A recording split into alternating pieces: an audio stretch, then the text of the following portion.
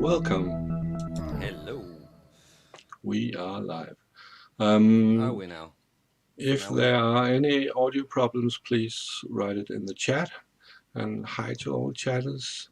Oh my god. Brad, Future World Machines, Inverted Popes, Hey. Crashhead, Steve Powell, uh, Homegrown, uh, sounds like homegrown. The Intergalactic Federation, Mac, Hey Mac. and How's your I head? think that's it for now, Brad Lemmy. Steve. Oh, Yeah, Wagyu. Welcome to the yeah, we're cool. Hi. happening. Well, whenever this happens. Uh, howdy good? Is everybody good? Can everybody hear? For instance, this. Audio good, Steve. As you had. Okay. Hellos, It hellos, seems hellos. Keith. Keith in Mac Watford. sounds Eyes your good. head. Hey. Oh my god.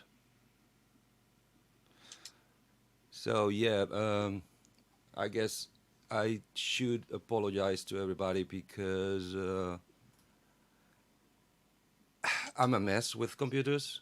As everybody knows, I'm a mess with computers. So I messed it up big time, thanks to this person here who fixed it all in the last minute, like a computer master he is. We managed to get this going on and on the right channel at the right time. And I'm gonna go like this. Cool. So, how's everybody? Because this is a new channel, means that you all are new here, all of you, even the ones we've been sharing laughs and tears for years by now. Would you please say where do you come from? Oh, hello. Not even Greetings. Australian. No, I'm not. Greetings. Sorry. Hey, Anna, good. Completely fake.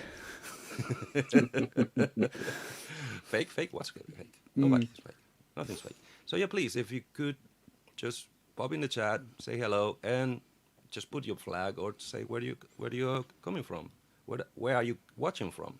Because turns out I just learned yesterday. Andrew Brooks learned yesterday. I'm living in England.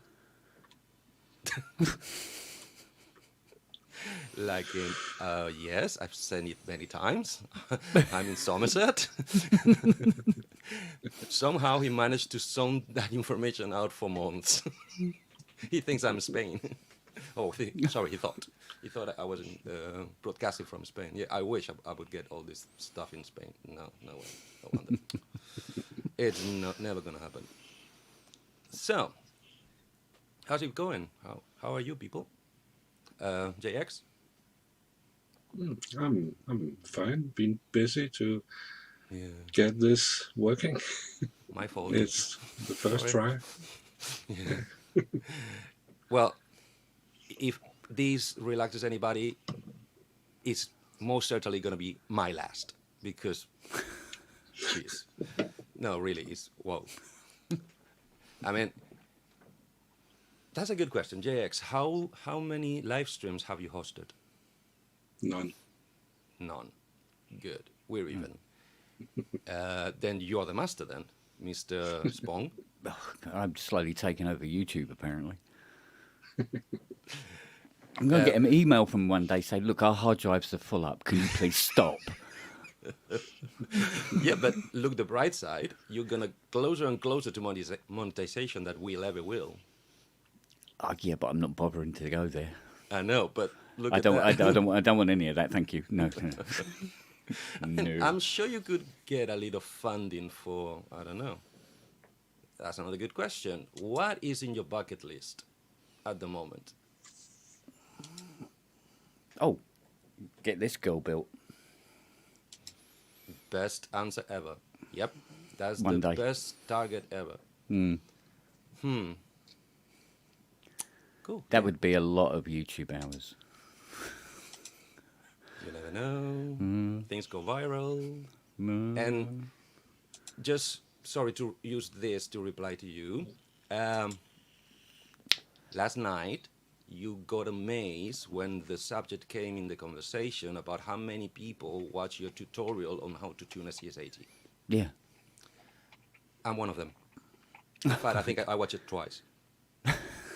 Well, now you I know. don't wa- I don't know one. I will never ever even come close to touch one. Yeah. But I'm so curious about the guts and how was it made, because it wasn't meant to be made.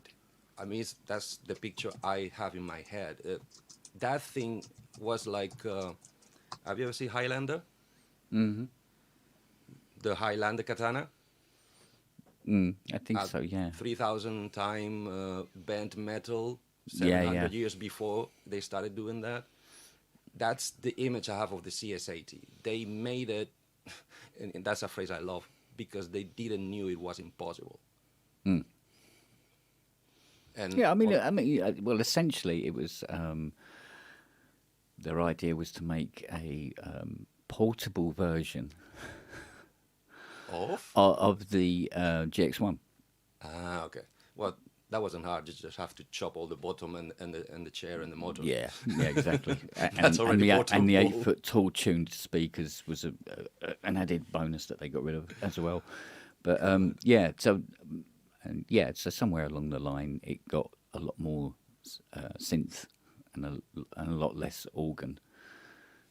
Yeah, I listen to sound because Yeah, and ended I mean, up with this thing. how brilliant was the little compartment with the multiple copies of the hardware? And what a nightmare is it to repair? Those one also break down like the main ones? Almost never. I mean, No. I mean, I've done about what it's over 560 cities now. Oh, I thought they were way Out less of than all that. of them, I've had 2 sliders that I've had to replace ever. You mean in the memory compartment? Yeah, any of them What? on the front panel or in the memory. 2 in all that time. You very, very, very rarely will get a slider that's scratchy, God, that's shocking. and I mean, and the paddles never, because the contact track is not underneath; it's at the side.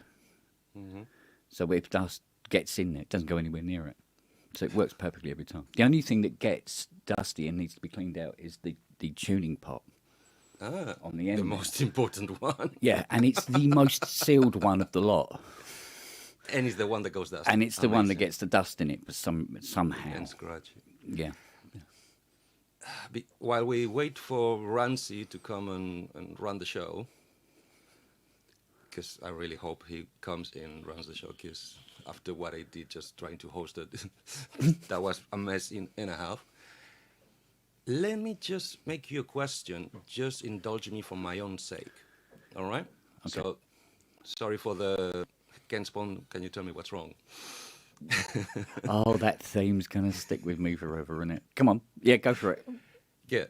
Because, A, I have an electron. Okay? And since I'm learning everything about the guts of all these devices and how they're made and why it makes them tick, all I keep hearing is that the electron gamut, all that line of home organs, were nothing but preset synthesizers. Synthesizers that you could not create nothing, it didn't came from factory. Yeah, You had a little, like in some kind of additive, which is basically messing with filters and stuff and waves, like in 8 feet, 4 feet, which is yeah, kind of additive to create a timbre, not really a sound.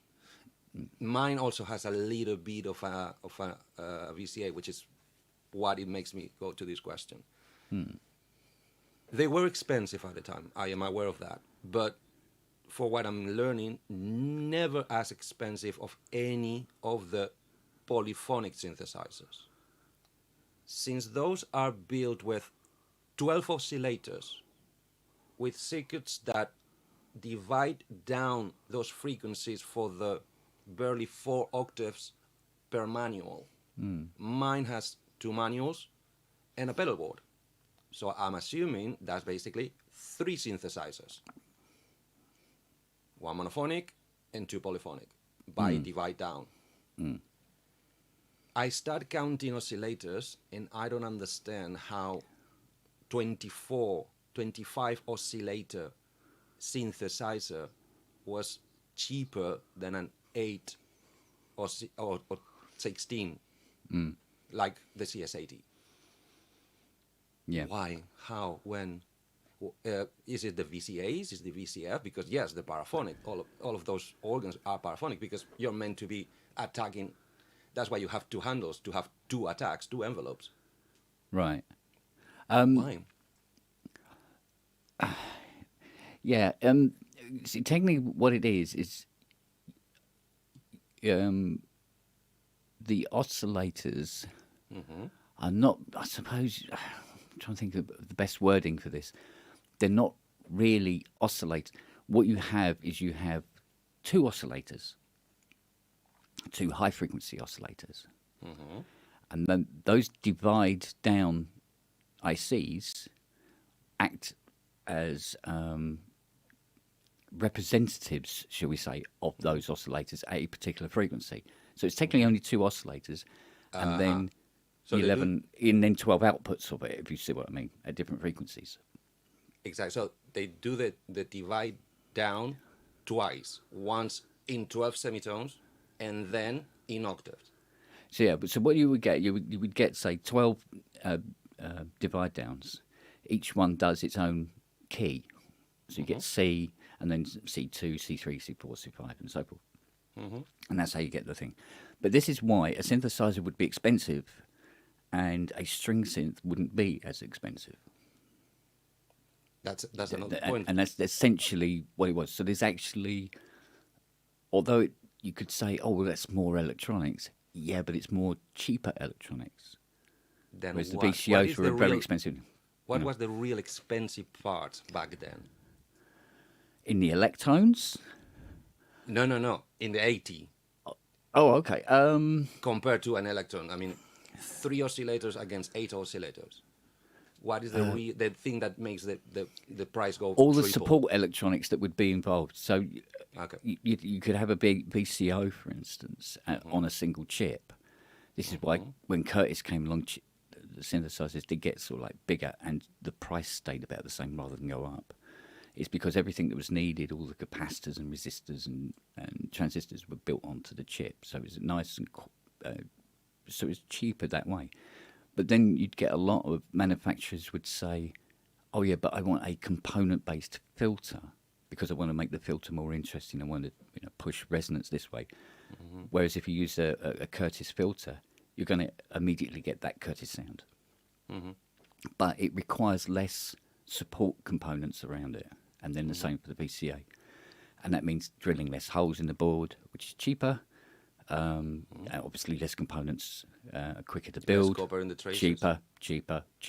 So the whole IC-based synthesizers sort of like took off, and then the component-based ones like the Odyssey and stuff like that, and the Minimoog kind of got left behind because they were kind of expensive to manufacture. Yeah, if you compare that, for the price of 2 Minimogs, you could buy a full electron, fully fledged, Yeah, I mean, there was a beautiful with a rhythm machine. Yeah, there was a beautiful Yamaha organ. It was, for me, probably one of the last of the nice ones, which was the Yamaha D85, which was a 3-manual organ. But there was a massively close relationship between the electronics they used in that and the electronics they used in that. Like in So there was, transference. lots of FETs were the same, and some of the control ICs and even some of the control circuits were very, very similar to her. And when you played her, it kind of sounded a bit like a CS80, kind of. But there was definitely certain areas where you go, ooh, that's it's a rich, deep sound. But unfortunately, I mean, they dropped in price quite dramatically because it was an organ. You know, and you know, a lot of people would look at any home organ and oh, no, I don't think so, thank you, kind of thing. But some why of I them got were, mine for free. yeah. But the thing is, some of them are little gems. They really are. Unfortunately, a I lot love of mine. people twigged that the D85 was a little gem, and the prices started creeping back up. So, and they're quite hard to find now because they didn't make that many of them because they're literally the price of I, a d- car. I don't hope to get anything of that level, and I'm okay. Everybody knows those things with keys. They're a mystery to me. So far, they're just very bulky and expensive sound modules.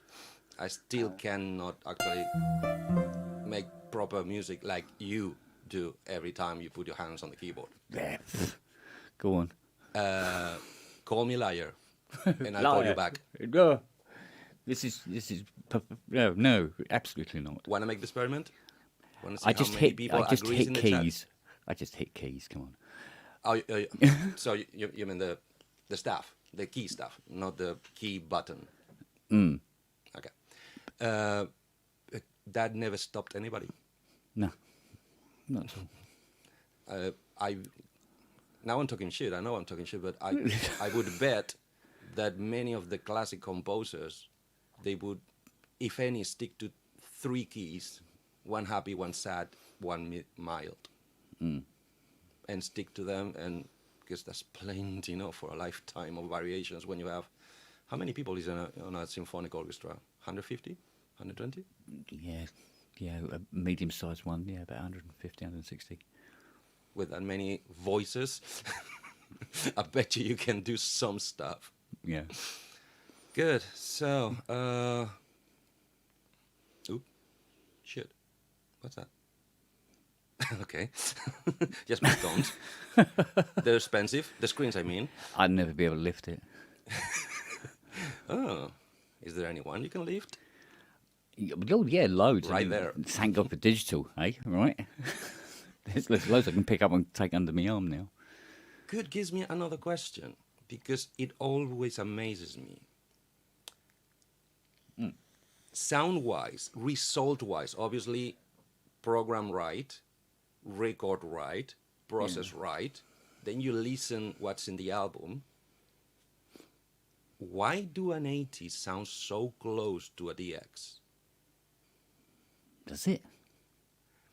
DX, you could call it sharper or brighter, and TCS more nuance with more spectrum, but the typical FM, what people ban as FM, the dangly and the belly and the resonance and the complexity of the aftertones, to me, they're really close when it's proper program and it's properly set, obviously. Okay, yeah.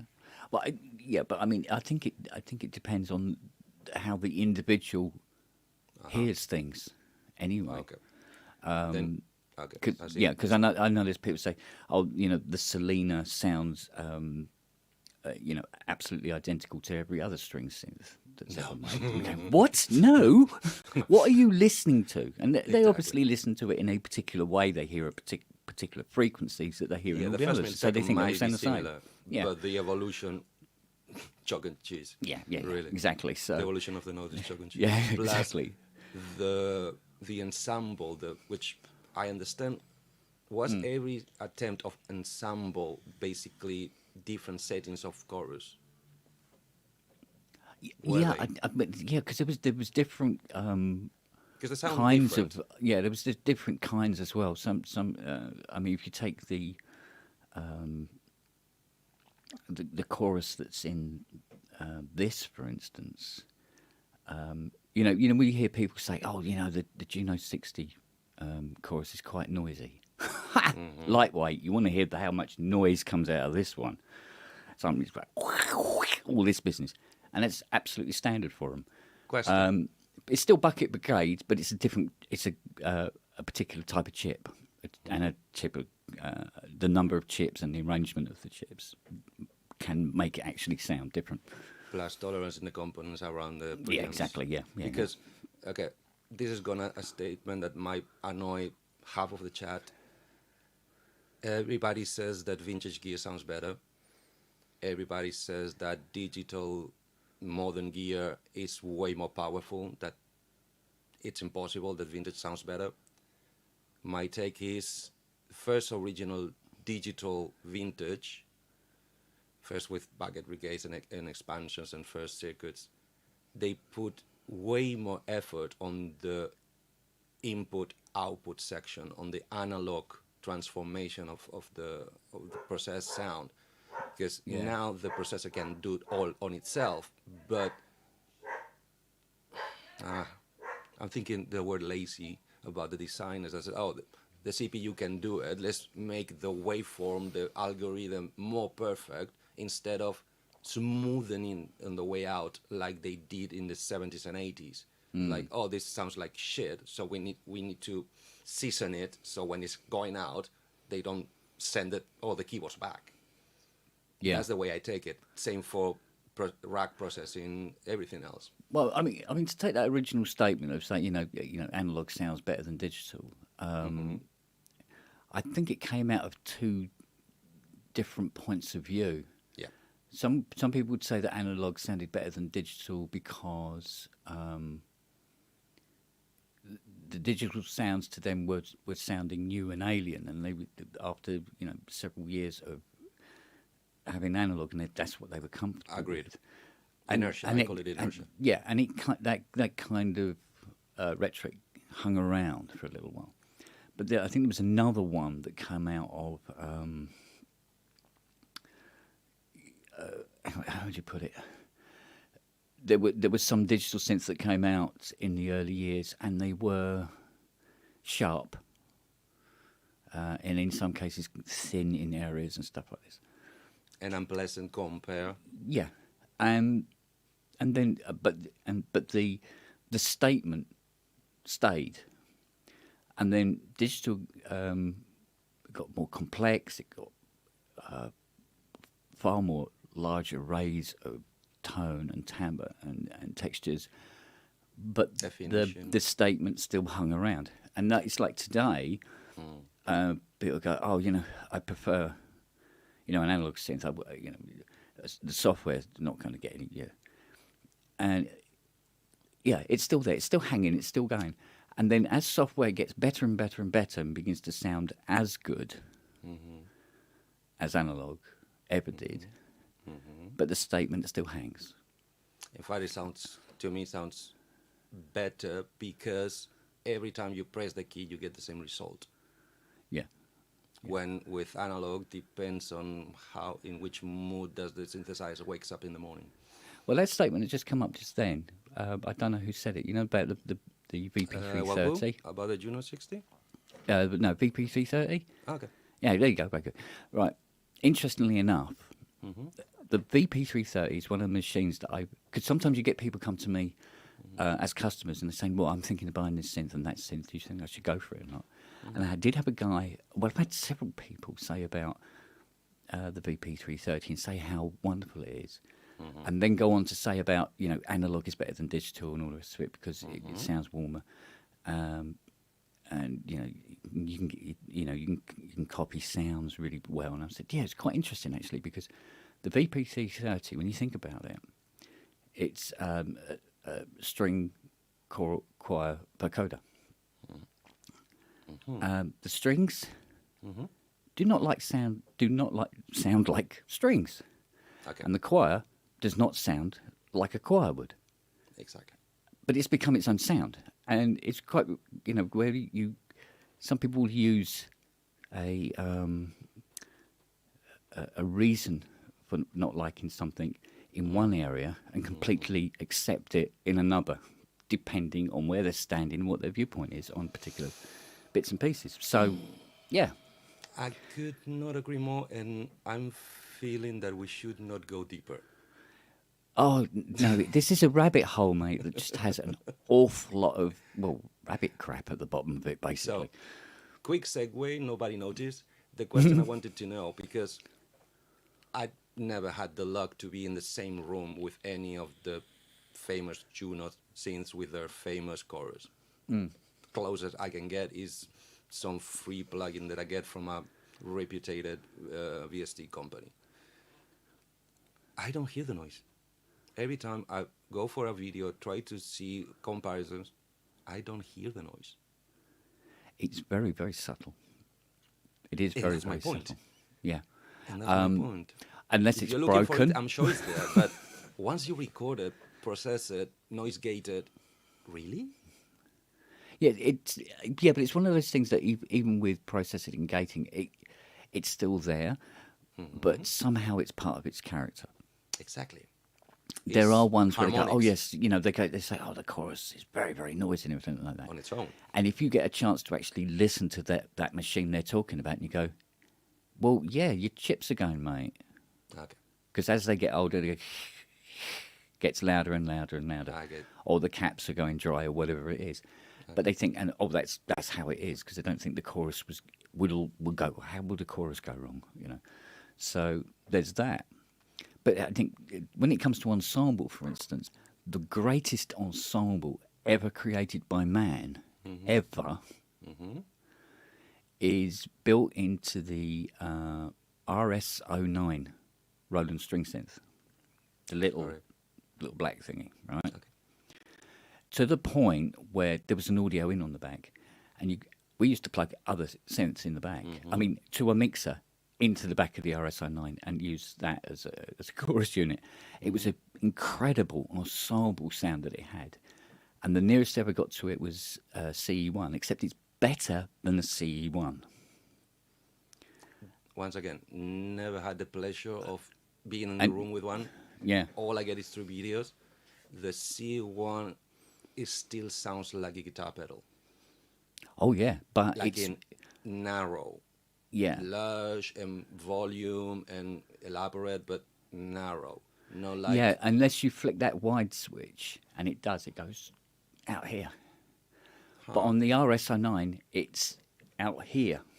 It's just Exactly. That's it's- what I mean by yeah. narrow word. yeah, That yeah. It's any rack or stereo absolutely. stuff would do. Or Yeah. many of the keyboards. I understand. But I've never heard this ensemble circuit ever get used again in anything else. It's sort of like, oh, that'll do. Move on and go on to other things. Could it be because the device who hosts it is unobtainium? I think it might have been something to do with trends. Always. Phaser was suddenly, that's the thing to get. Trends. I'm That so also plays a tempted. big part in what comes out, What So are people tempted. asking for? Yeah, so tempted to go unpopular again because there's one thing that I keep telling to everybody who listens, which is nobody, uh, and is that nobody talks about one factor on this gear revival. And let me put to me the hugest example, TR-808. Yeah. TR-808 got caught in between crossfire technologies. That's what I understand. Please correct me, because I know I'm wrong, but please correct me. And came in and out of market. Good. It got a revival 5, 6, 7 years later Yeah. because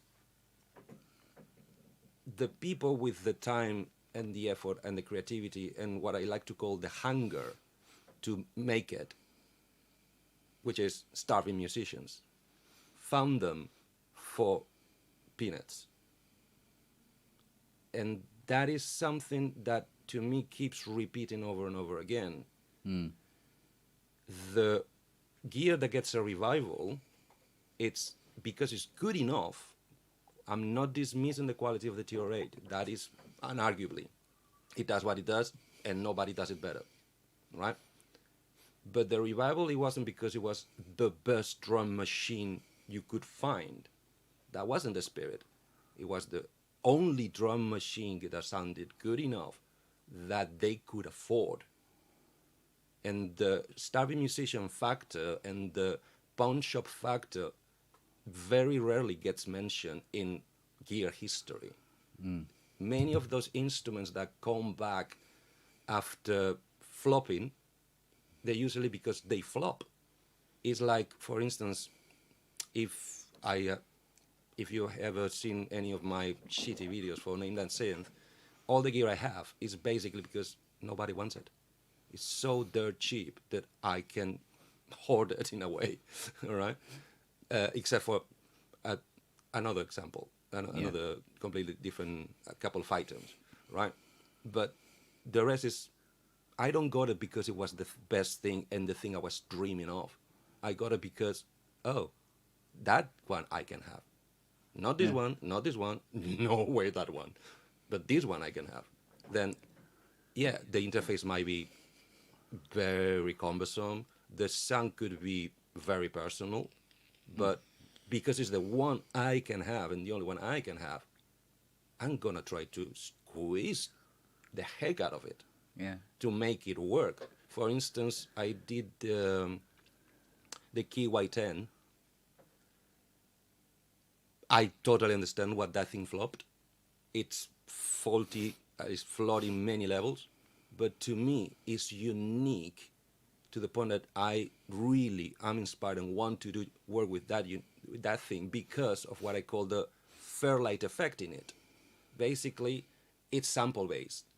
I don't know what quality of sample I didn't read, probably 16-bit samples or something, but they're kind of small because it's meant to go in a pocket-sized machine with a 1 octave pad keyboard that can be stretched, I think, up to 8 octaves, like 5 up, 5 down.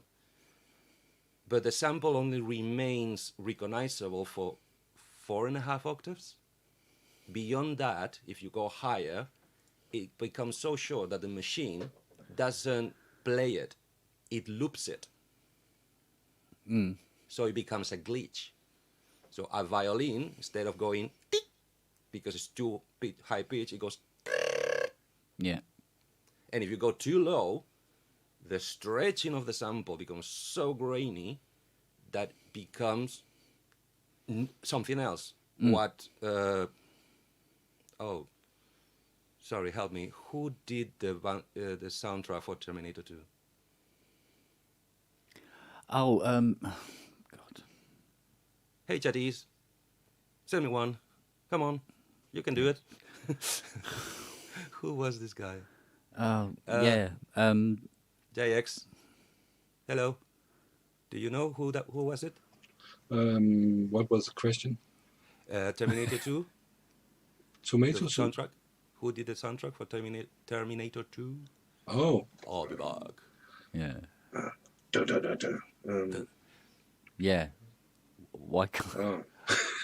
I've got remember. John Carpenter stuck in my head now, and Me too. I'm done. Okay, get out. Damn it. Brad Brad Friedel, Friedel? Hans Zimmer. No. Who's Brad Friedel? Brad Friedel? Hans Zimmer? No, not Hans Zimmer. He wishes. Yeah. Brad Friedel, possibly. I don't know. We know who are we talking about, right? Yeah. We're so freaking prepared. So the same thing he did. He took monster sound out of violins. With that little pocket unit, you can do the same sort of stuff in the same way, and that's why I cherish it, because everything else that it does is like, not matey. No. I understand why it flopped. really bad. It's, you see, the thing, the way I remember it, I suppose, which could be quite distorted, I suppose, but Join the club. when the TR8 hit, TR808 hit, because you read, I've read before now, they said, oh yes, well the TR8 didn't really do as well as Roland had hoped. Sales, This why? is the answer, I think. Brad Fiedel, thank you very much, Synthetic. Thank You're you. the man, mate. Yeah. A friend of mine who was a rep for Roland at the time had said that they sold 20,000 units of TR-808s on the first weekend of launch, just in the south of England. He said there were people queuing up outside the factory waiting and trying to buy the 808s off the back of the truck. Okay. Waving their 400 quid, or 500 quid, because it was 499, I think it was. I'm going, so why was something that was that popular suddenly vanish off the face of the planet? I'm not Hold that quite thought. sure, but I think it might have had something to do with the LM1. Oh, we got Wikipedia in the comments. Thank you very much. What's this worth? Yeah? Brad Fiedel, born March 10, 1951, is an American composer of scores for film and television. Example, Terminator 1984 and its blockbuster sequel Terminator 2 Judgment Day. Thank you very much, Chris Head. Google is your friend. It is your friend. So, Yeah. following that thought, ballpark, how many mini Moogs were ever built?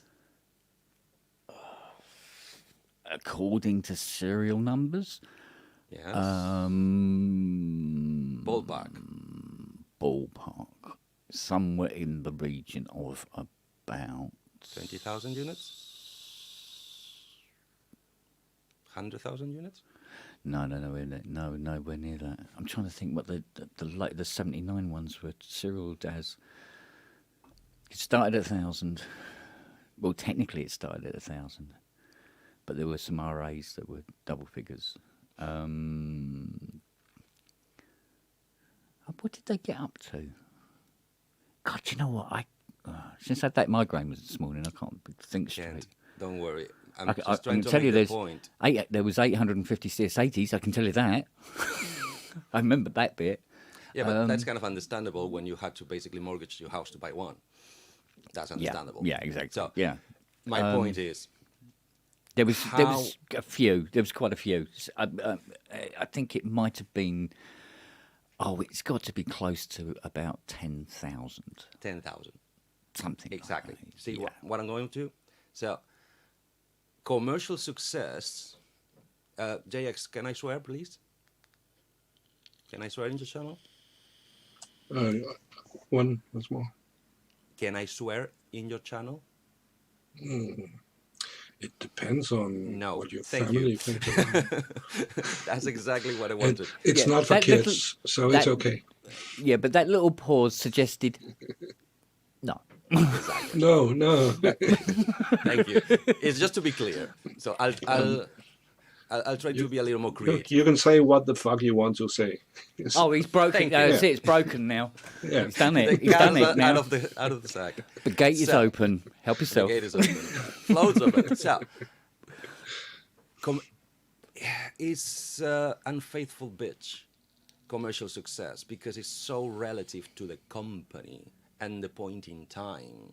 Yeah. 20,000 units the first weekend, and it was a flop. Pretentious? No, Like I in- think maybe what it does was considered a flop Roland because expect? those sales dramatically Dropped. dropped, and Yeah, they expect and probably markets saw that 40,000 as a units in flop. 3 years. They did 20,000 the first Yeah, if it weekend was and doing probably like this down here and it was steady, to go, oh yeah, it's a mainstay. But to do this and then drop off, they go, oh, piece of crap. modern cinematic teaser. Oh, I can't go that low anymore. I can try. No, So- I do it myself. No, don't. Yeah, but you see, my point is like, Yeah. which kind of silly, it segues to the big point about the price of the Juno X. Roland's expectation, market expectation, A, don't agree with boutique. B, I don't know how realistic are to the times and the market, considering Eurorack, rack case, vintage digital, starving musicians, basically taken by the force all the pawn shops like I do or eBay. I don't know if they're really realistic that, oh, we need to sell this for this much or else we lose money. And in order to sell it for this much, because the market is so and so, we need to shove all of this. I had a very good point yesterday Sadly, I can't remember where because my head was in 300 places, like JX was. Sorry, Yeah. JX was. Uh, I heard, oh, but it feels totally alien to hear violins out of a Juno, like in real orchestral violins, because of the XB 5080 module inside. Is Right. that right? It's like you're expecting raw analog synth, and suddenly you start playing a mandolin. You go like, oh, okay, and mostly because it's designed to on top of. So you got your bottom mayhem, and then harps and vocals and whistles and ocarina, and it's like, and you look down and you see faders and buttons and VCOs and VCFs, and you go like, Yeah. huh, that's that add up, Yeah. But and a but if drum it machine. yeah, but if it grabs you by the spiracles, it passes. You'll be all right. You know, you just go, yeah. Those are the translating. Google Translate is offline. Those are the things that saves the device because, yes, compared to other own devices, it's really affordable. Compared to the synthesis power inside, sounds very affordable. If like people are saying, if the is fully metal chassis Yeah. with a speakers inbuilt, which I'm not a fan of, but that's just me. Not because of the sound, because digital has breached that gap. Inbuilt speakers don't sound like SHIT anymore. Okay, they sound decent because they compensate and the Yeah. frequencies and the phase. They do a lot of magic like an iPhone does. Is anything necessary for what? Okay, yeah, we're on it. Is because just the sheer weight of it. Obviously, they might do it on purpose because, like what I read from your fixing video of the hydrosynth, there's a lot of air in there, so Yeah, that would yes. give An it extremely some. airy keyboard. Yeah. Instead of having to put lead in strategical points to make it feel solid, because they don't actually can put the amount of metal that will make it feel solid. It's too much metal, too expensive. So they rather put speakers, nice magnets, right there, to give leverage. I think the whole internet right now is hating me. I'm gonna start getting death threats right by now. Mind you, I can hear the comment. What? Sorry, the door. What? yeah, What? but I'm a bit old school anyway because of like people say to me when they say about built-in speakers in like that the HS 106 jobby wasn't it with the built-in speakers, but there's just something about big magnets near electronics and audio. I'm going, I'm with you. what's that about, man? Magnetic fields, Yeah. shield. And although it's perfectly fine, but just something in the hindbrain is always Says, going, it could be better. yeah, that's a cat with a flick knife. It's like it doesn't work. They haven't got Yes, it opposable does. thumbs. It shouldn't work.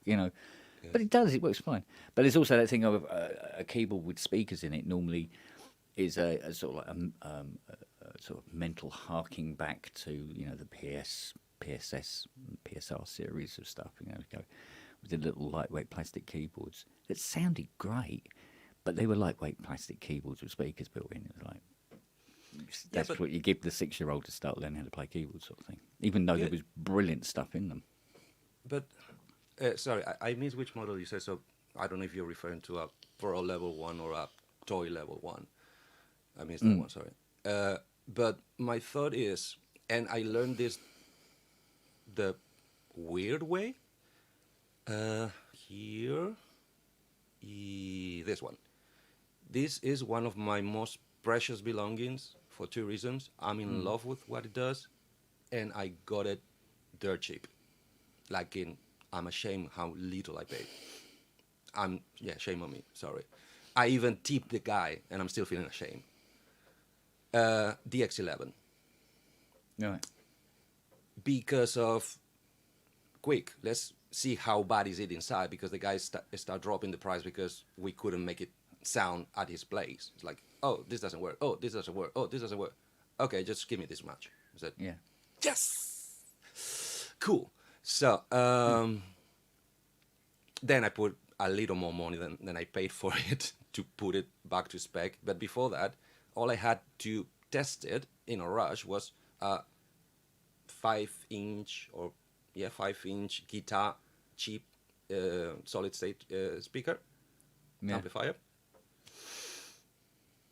I couldn't believe how realistic the harpsichord sounded.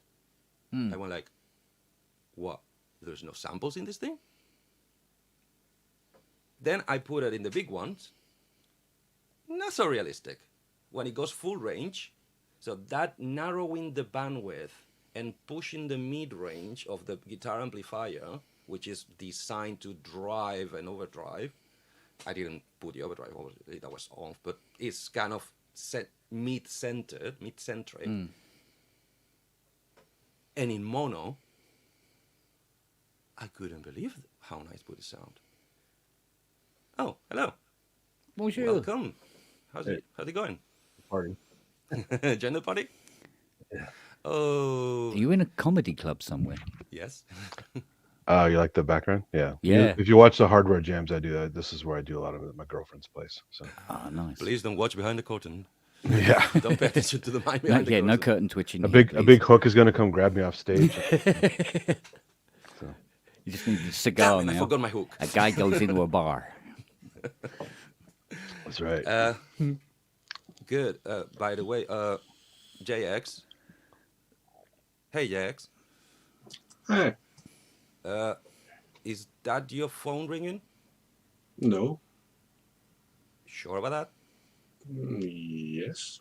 Okay. But hey. Oh. Oh. Read the script. I know a segue when I see one. You don't mean. Hi everyone, hope you have a great week. Sorry I can't do the show this week. I've got a day off. Oh, hang on a sec, I'm just getting a call.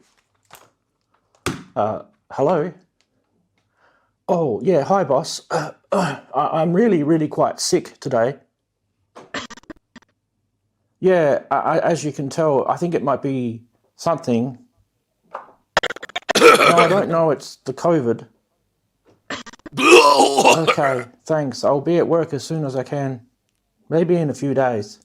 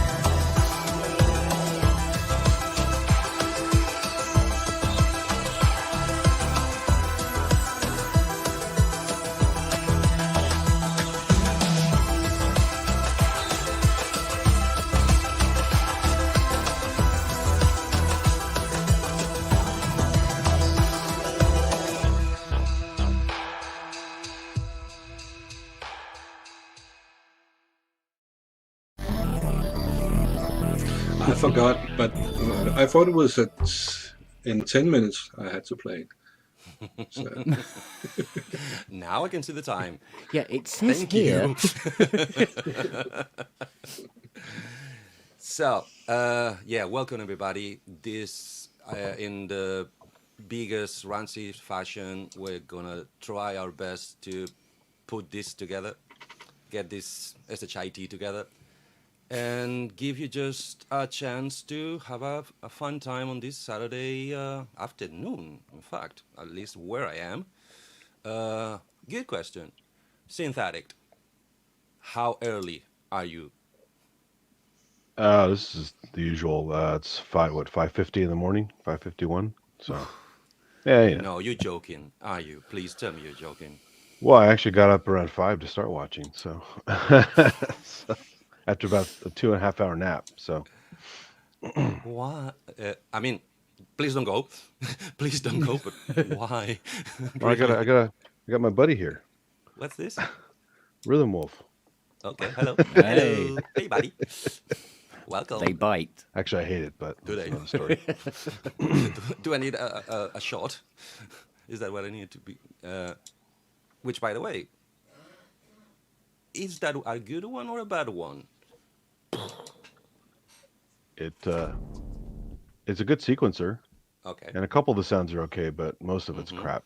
And this is what started it all. The bass oscillator for those became the Rhythm Wolf. I mean the Timber Wolf. So Uh huh.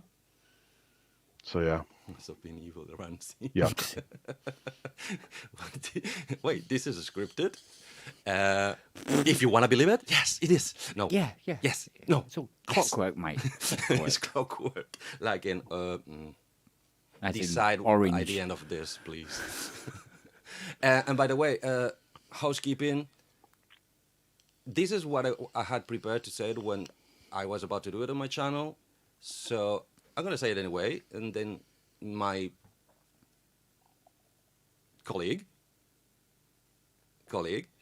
is gonna basically put me right. Okay. there. No, it's over there. Plus, I'm dyslexic, so they're both right. So, basically, welcome to the channel. Please don't bother subscribing because this might be our last.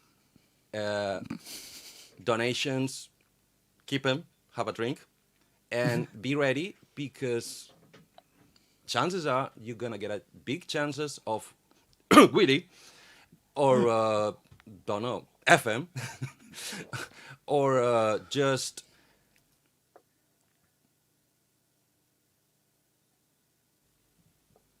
so you no what it no but uh, you know the drill, right? So Yeah. take a drink. Thank you. Follow the example of the pretty lady in the white shirt. Hello. Hey there. How's it going? It's my birthday, you know. Yes. How are you? 15 now? How old are you? 12. In Spain we say on each leg, yes. Yeah. Yeah, count the rings. Yeah, yeah. Yep, I, that's I right. am I am old. Okay, I'm old. No. Yeah, I am old. No, you're not Yeah, old. my best friend at school was a Tyrannosaurus Rex called Colin. Still, not Yeah. old. So Just that's that's how old I am. Not old, just vintage. If you guys don't have a name that synth, I can do a live one here. So Go for it. That's a good thought. Just get it ready. there will be no audio. It's just a visual only. Name that synth for the first time. So Yes, I totally understand, and it's a very good idea.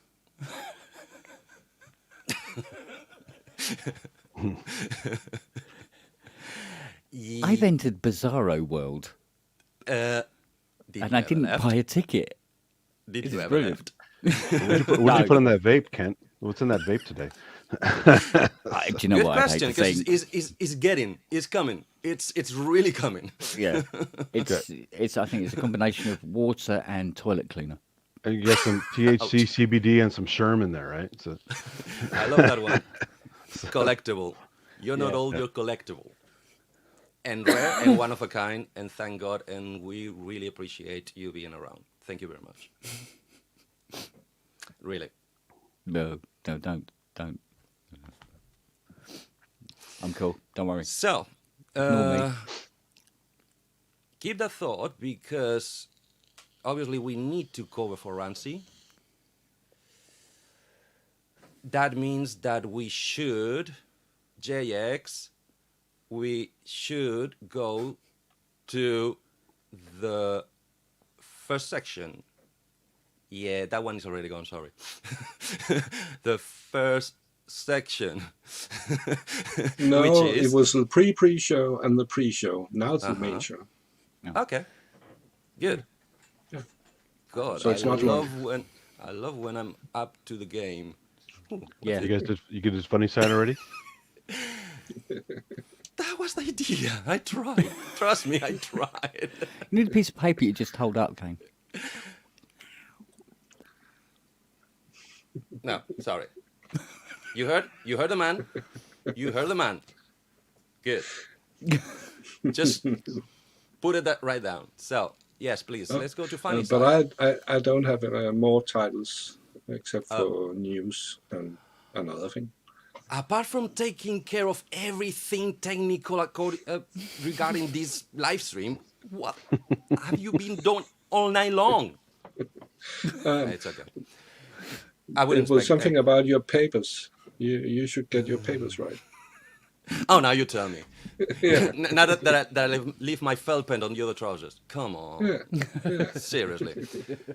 So, yeah, guys, no funny side as such, but maybe this is funny enough. Or this one. So, you choose. I got two. I got a Timberwolf. That's pretty funny. That's pretty funny. And I mean, associated. Is it? Between Rhythm Wolf and Timber Wolf, you pretty much have the funniest stuff. So Yeah. What do I have here that is cheap as chips and it's crab and sounds like crab? Oh, I can hear Cassie over there. Good. I may need to go to my cupboard. Sorry, needs to be working. Oh, actually, Sorry. there's working stuff in there. What am I on about? Yeah, there is. There is some working stuff in there as Just well. things I heard in the grapevine. Nothing really. And because you volunteer, mister, what about let's try to make them laugh? Oh, really? But I just got dressed. Okay. I was say yeah, he's gonna drop his pants. Yeah, that was a guitar. I'm not. No, I can't strip again. Not twice in the same day. That's ridiculous. Not without some assistance from your lovely partner. Oh yeah. We can find some burlesque music if it helps. So. Yeah. But I do this brilliant impression of an elephant. Go for it. The pockets don't come out in these jeans. Sorry, can't help you there. I like that. But the really clever bit is when I get him to eat a bun. Oh, But yeah, Do I have it? yeah. Do Where's I? Robbie's stream deck? there's the trick where it goes in the watering hole and sprays out the.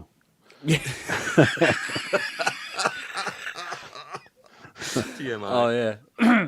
About the elephant, we when everything like that comes in Spain, we said the poor guy doesn't have a grandma because she's the one basically blowing smoke up your ass every single day. Oh, my little pretty kitty. Who's the little pretty mama? That's usually your grandma. So because you don't have one, you have to tell it to yourself. Well, you have to admire male elephants. They do have 5 legs, so. Ooh, that's a nice one. Now I'm gonna need therapy for that. Eddie, it's not called ass. It's called Volcastand. Yeah. Do you remember And this now dark rabbit hole we were talking about? And now we just alienated all the Volca owners in the audience. It's Thank you Cord very Volca, much. the number Good one night. choice We'll of be all here all week. proctologists. So. Oh, wait a second. So, does that mean that a proctologist has almost the same profession as Ken has? Fixing things? Well, I mean, extracting them at least. So, Well, You make them sound. They make a sound. yeah. And Oh. we're off. Yes, we are, Sir. Yes, I work we on are. synths, not trumpets. Ooh. Not enough Just bear that in As oscillators? long as it's not Volcas. Yeah, as long as it's not broken. All my screwdrivers would be too big.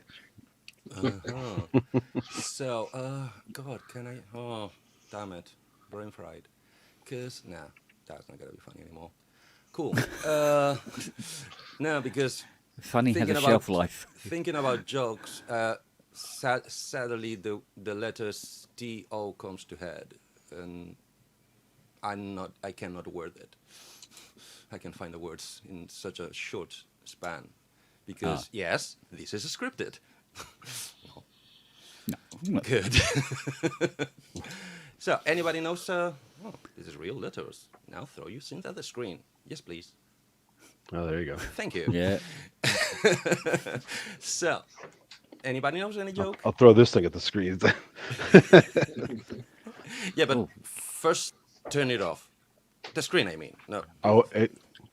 Because this thing's been off for months. So And if doing it well, Volker, remember to take it off the stand. yeah. Yeah.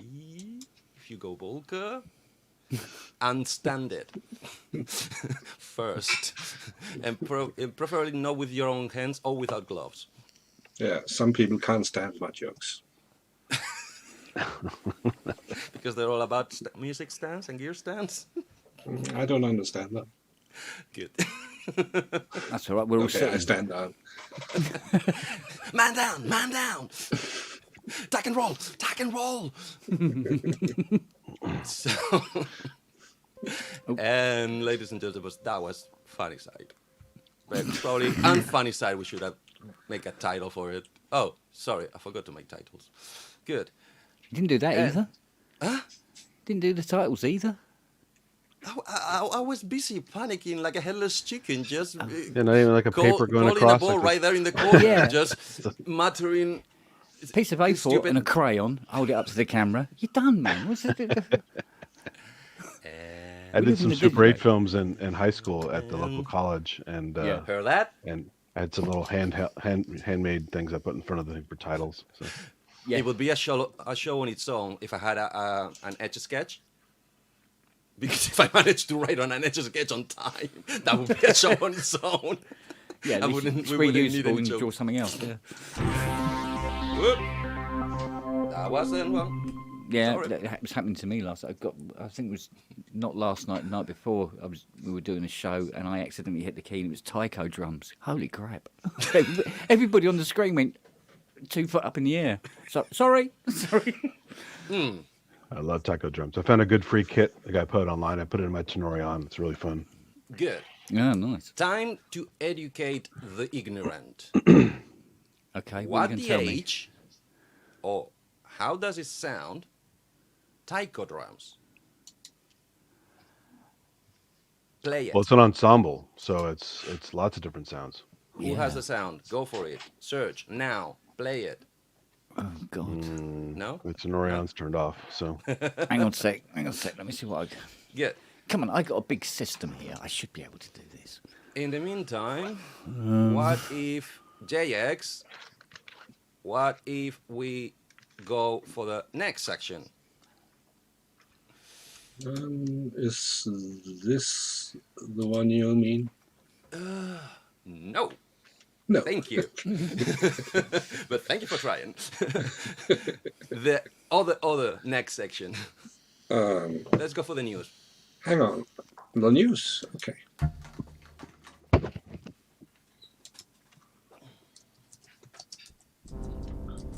I can do a quick taiko drum here if you want. I have to pick it up with a local microphone though. Okay. It's not going to be. It's Hit not me. going to be super loud. I just turn the volumes up here. The other section.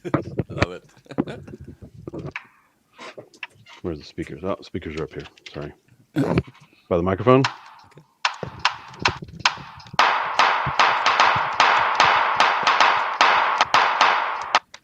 Okay. Oops, totally screwed it up. Sorry. So that is the sound that everybody's putting on their soundtracks, isn't it? Oh, it's great. So They're very- taiko drums sound like a gangland shooting. So they have those Essentially. massive ones that are In like fact. as big as several guys that they have to put on the stands, and the guys playing like this with the big sticks, those giant ones, Okay. and then they have the little like snare-like Now- ones, Now and I then they have understand my metallic pipes mistake. that they play. Now I And, understand my mistake because those usually sound with way more low end, but obviously through a headset microphone from a And through small tiny speaker. Tenorian speakers, they're not going to be. There you go. Thank you. He's properly wired. I'm not. So. Well, I Tell mean, you what I can do. I tell you what I can do. Check this out. If I can make it work.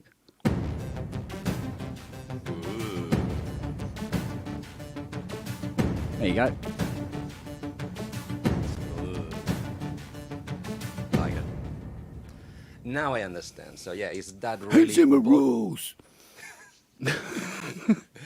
sadly that to me, and I understand there's not so much difference, but that takes a memory of 24.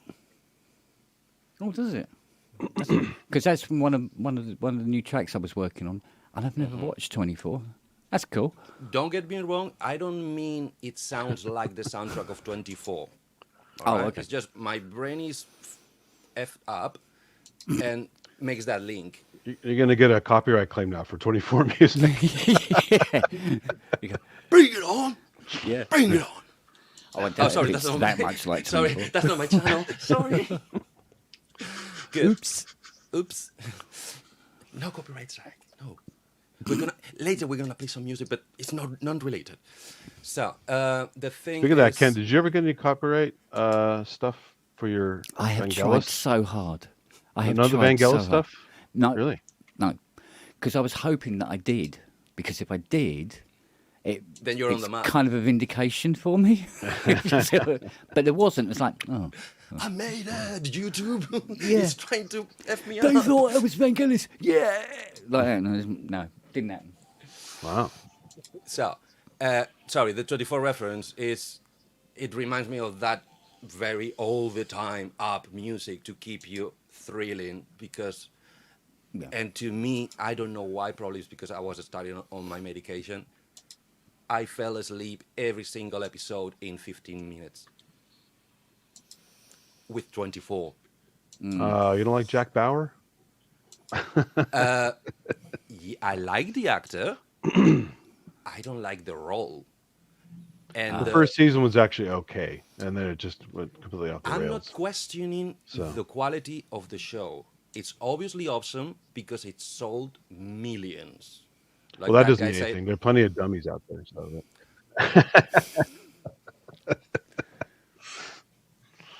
and but coincidentally, that's what happened to me.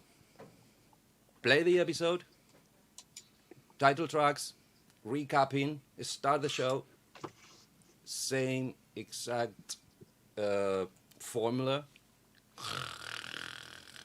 Yeah. Every single of the first 4 seasons, every single Well, episode. look at all the Bourne movies. I should have liked those because I like action movies, but I was bored by those every single time. They're dense. I'm with you. They didn't put me to sleep. Yeah. Crazy enough. So, as we tried, obviously, and failed with that wonderful title that my co-host did just on the spot. That's how wonderful and powerful he is. We're gonna try to do the other section, exactly. That's why we're gonna try to do the news. Obviously, Ranz didn't give us any, so we don't have any news. Oh, there So must we're be gonna something. do it a little That different. is the news. And that We is don't the have big any news. That In a nothing good happened. news. Nothing And happened. it's good. Quiet on the Western But- Front. You wouldn't expect us. In fact, you wouldn't expect anything from us, right? So what the fuck am I talking about? Yeah, Good. yeah. Okay. So we just came with not the news, but what if news? Which in fact, this is scripted. Oh, So, and I need to. Sorry. Oh shit! I told you to put this in 20 points size. 11 is not enough for my shit size. Let me see She if said we that can. yesterday. So, Uh-oh. big news. Shorty Beringer, LaForge. Yeah. after years and years of trying, said, "Okay, we're bored, we're done. we're not gonna clone anything anymore. From now on, every single synth is gonna be unique. Bring it on, bitches. And whoa, another one. Hey, Roland. They feel lonely. They don't feel loved. And they feel bored and depressed. So they're gonna go on a analog host hunting because they miss them. They really miss them. And the money. That's mostly it. Sorry for this piece taken, but sadly the only news that we all know, we all been talking about, and being a stupid nuthead, not so fanboy, I need to, and I know that it's going against Ranzee's tradition. He usually never does news that everybody else has done all through the week, but our show, our way. So, yes. Wrecking Canteen Pache, you will be sorely missed. Always remember, never forgotten, Mr. Master. Vangelis. I shall not try, even when I'm meant to be able to, because I too had to go through some Latin and Greek, but I won't try. Vangelis, yes. We all miss them. And for that purpose, we're going to do one more section, which I hope you like. And we would like to, anybody in the chat who feels like, no pressure, please come in this live stream and share thoughts about that big musician, master, composer that left a, sorry for the pun, a big gap in our lives by passing. We'll post the link to join the live stream after the section, and anybody I who already wants to come posted in. it. But people will be Efficiency? queued, so Be confused. you will be taken in when it's time. But Yes. continue. After the section, thank you. After the next section, then we'll, hopefully one by one, how many people we can fit in this screen? It's 10 10, max. right? Yeah. Ooh, 10 max, shall we yeah. push it? What's your record, Kent? What's your record? But 10. I don't think we should take 10 in because we don't want to look like another famous show. Okay. Famous. Wow, you've got a very strange use of the word famous there. That's a good question. Sorry, segue. What is the actual meaning of the word infamous? Because in Spanish, it's never good.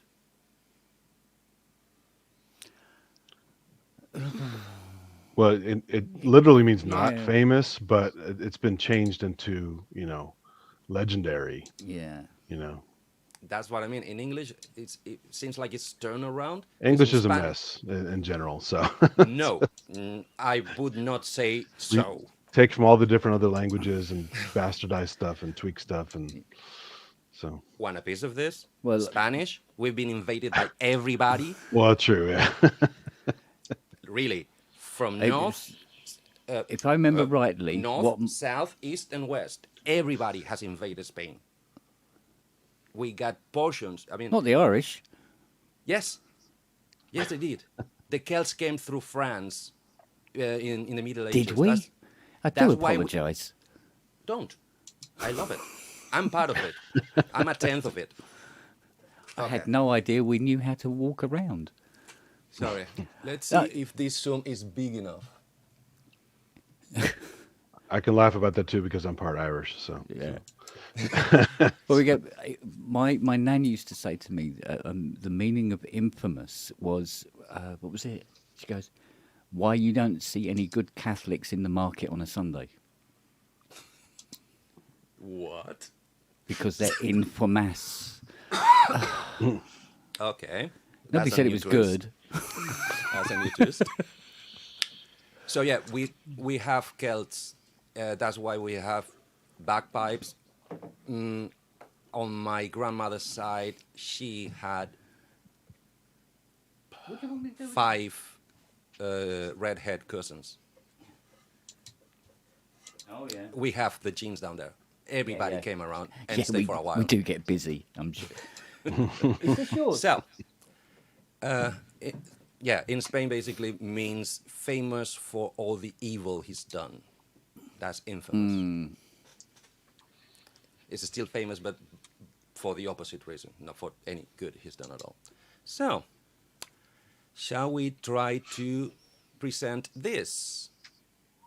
Oh, don't tell me you have a sign for this as well. Do you? Nope. You were just introducing it, but we Good. never talked about it. Because since everybody likes it, and I'm here, guilty, it had to be done. So, we're going to name that show. Yes. Name that tune. A, I'm too lazy. I'm Spanish. And B, because I didn't have a video. And I thought, this is not Ranzee's show. So we're not going to do it Ranzee's way. Plus, we don't have a prize. So, sorry. We're going to do something different this time. You're still going to have to use your ears. Sorry, your ears. Sorry, no. What? No, ears. To identify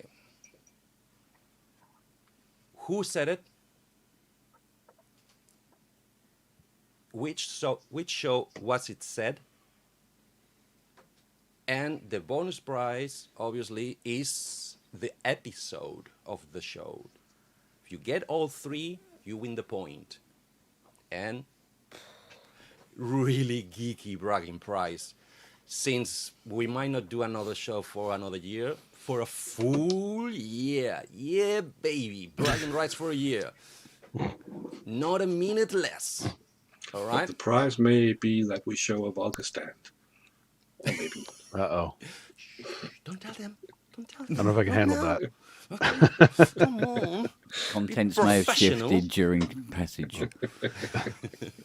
So yeah, we're gonna play an audio clip. You're gonna listen to it. It's really short, so wiki. And I have to say I don't Yes. know the direction because there are no text added to my clips. Okay. So I just try. I mean, Hope somebody I'm gets it already right then. amazed. I'm already amazed. You read my mind and had the clips ready of the episodes I was thinking about. Yeah, and this is the one. Are you ready? I'm not worthy. No, but are you ready? Good. I am ready. ready. Are you ready in the chat? Here we go. First one. See you later. Bye. What a wanker.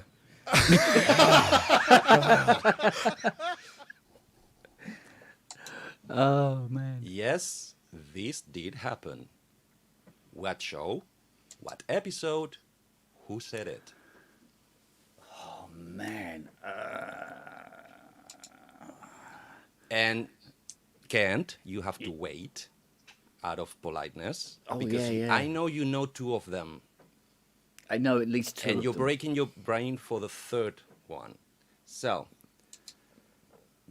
oh my God, yeah, that's how professional I am. I forgot to set a timer. And now it wouldn't unlock. Yes, I know it's the incorrect pattern. I programmed it. So, let's go for a clock. Let's go for My goose a certainly there. timer. Let's go for 1 minute. There you go.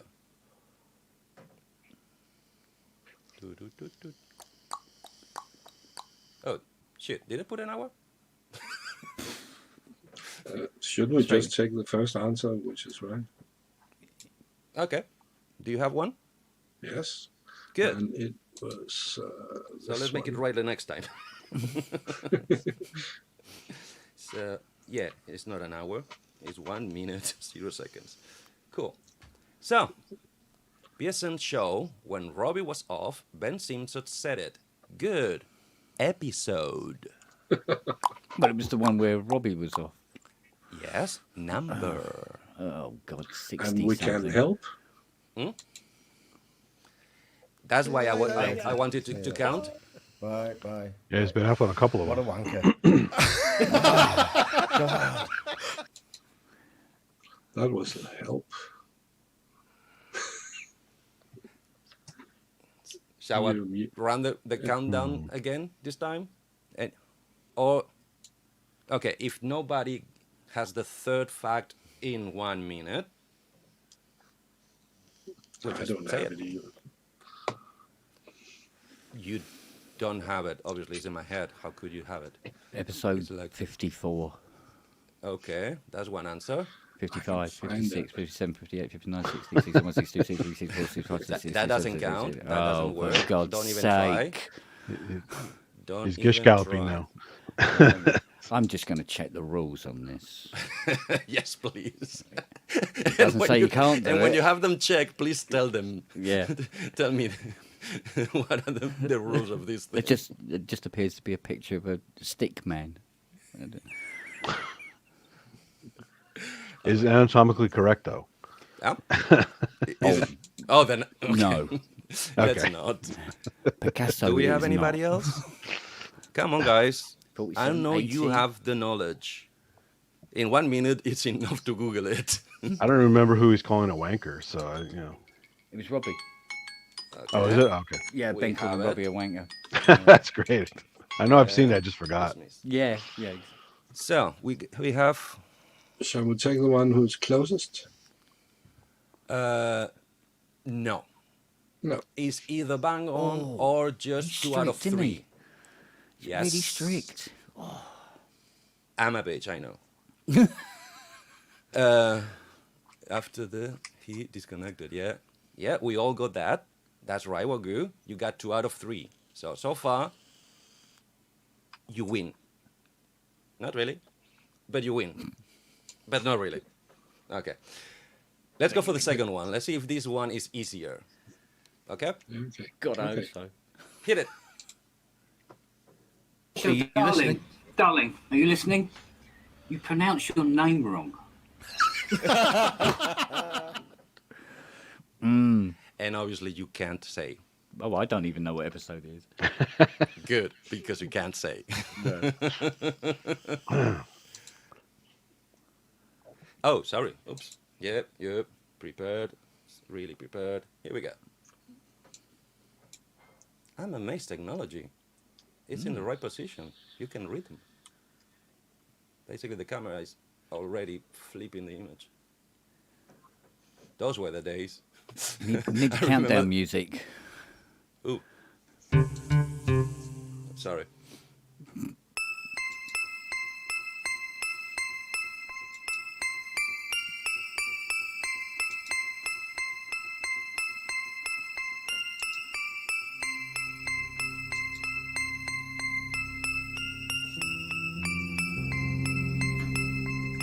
It's a Book of Love song.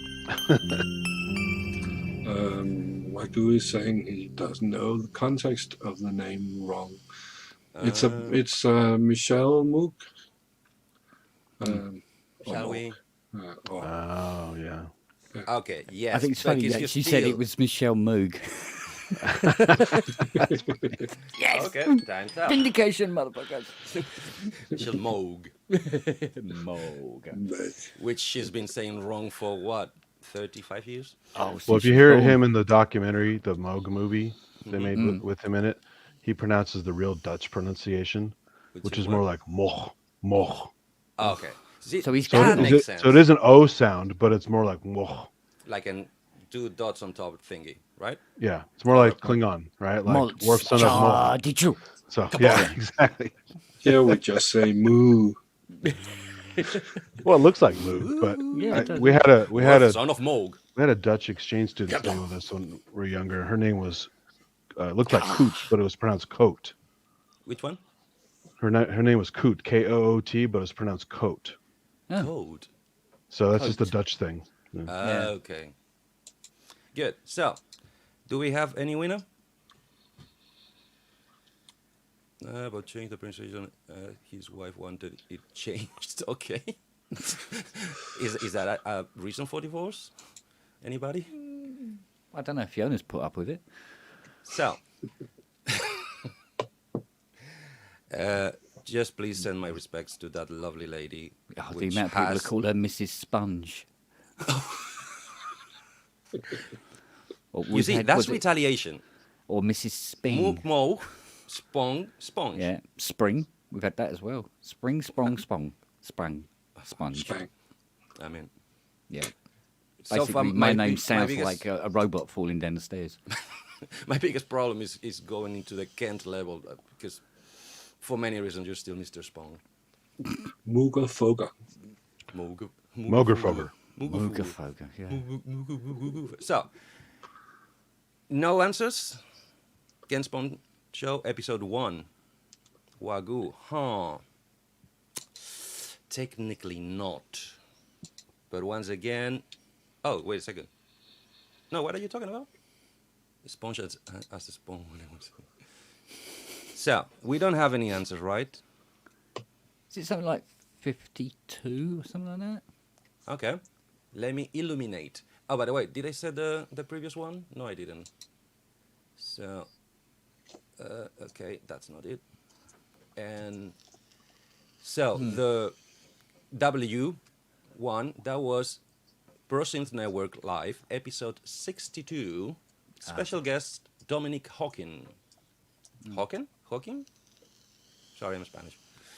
Well, technically, the special guest was me. No, we're talking about when. Oh, no, I was Robbie- in the chat and was being brilliant. Okay. No, I mean the one about what are. Oh, W. yeah.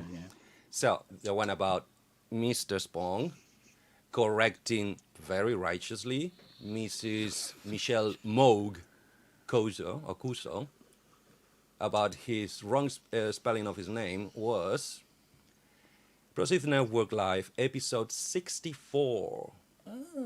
First ever screen appearance of Mr. Kent Spong, synth repairer of the stars. Featuring There a are no very broken stars around here, mate, I tell you. featuring a very lovely sitting cinnamon color small dog and a very stiff compositor in the background. And a gorgeous, I don't know if it's an 8 voice, but it looks like an 8 voice all behind. Oh, yeah, that was it was the big OB8, wasn't it? Yeah. Oh, And- OBE, whatever. If you allow me a split second of fanboying, that is when I became a fan of your person. Because I saw a guy on the screen when in fact I have to look twice because I watch a lot of this, but I don't watch. I listen to them. I use them as podcast. So when that happened, I have to go back, stop it, and say, what is going on? And I saw a handsome British gentleman on a very bright orange hair. But yeah, I'm going blue next. Yes, please. Yeah, Yes, I'm going please. I love blue. Correcting that lovely lady for his pronunciation. Good. Don't go. Stay there. We got one more. blue. Ah, Yay. good grief. Please. Sorry, please. Yeah, I was sorry. just controlling the chat. Okay. I thought Thank we had to give it a net. You mean identify the synth? I thought you were like, you hear it and you go, oh, I'm definitely going to call that synth Michelle. I had to.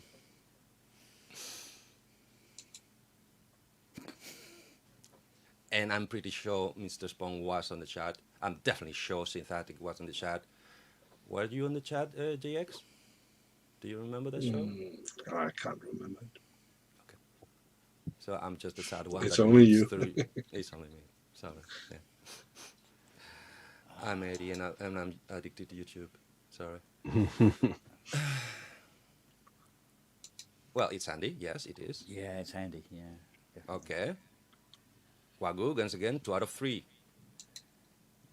6 points so far. Go for the 7th. Sort of remember, really. I mean, What episode would that be?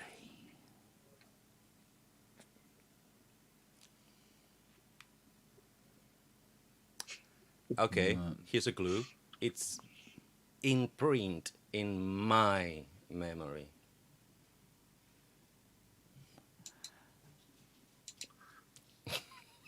Is that the MIDI guitar show? No. No. Thanks for trying. Yeah.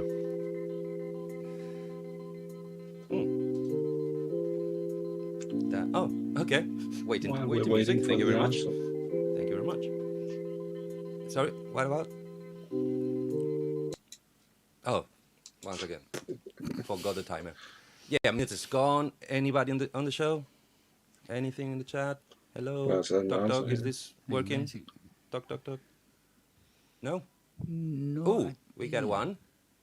Let me just double check. No, thank you. Try again. 2 out of 3. We got is it a show that got banned? No, that No, wouldn't because you be don't have any fair. clips of it. It's gone. You never know. I tried to get Ranzee to repost it somehow, so because I wanted to watch it again, but Yeah. it's Yeah, that's the next subject. 44. No, thank you. Try again. 100. No, come on. It's only 200 episodes he's released already. We can get there. No? Okay. Everybody gives up? Okay. So, yes, that was Synth Giggery. That was our illustrious and I consider my friend and mentor Ranzee show. That was 128. Is that nope? 128. That's not very nice. Love That's it. close. It's close, just not enough, and it's the nicest and most nightmare-infusing number in my body. 128 or 127. Remember, I've been learning about. I've learned everything I know about MIDI, means nothing at all, in the last 5 years. Everything is 128. So, and that was Mr. Andrew Brooks, who got it wrong, got the wrong end of the stick in episode 137. First ever Name That Synth show. 137. 157. Sorry, David. Still too high. Oh, what come was on. the synth?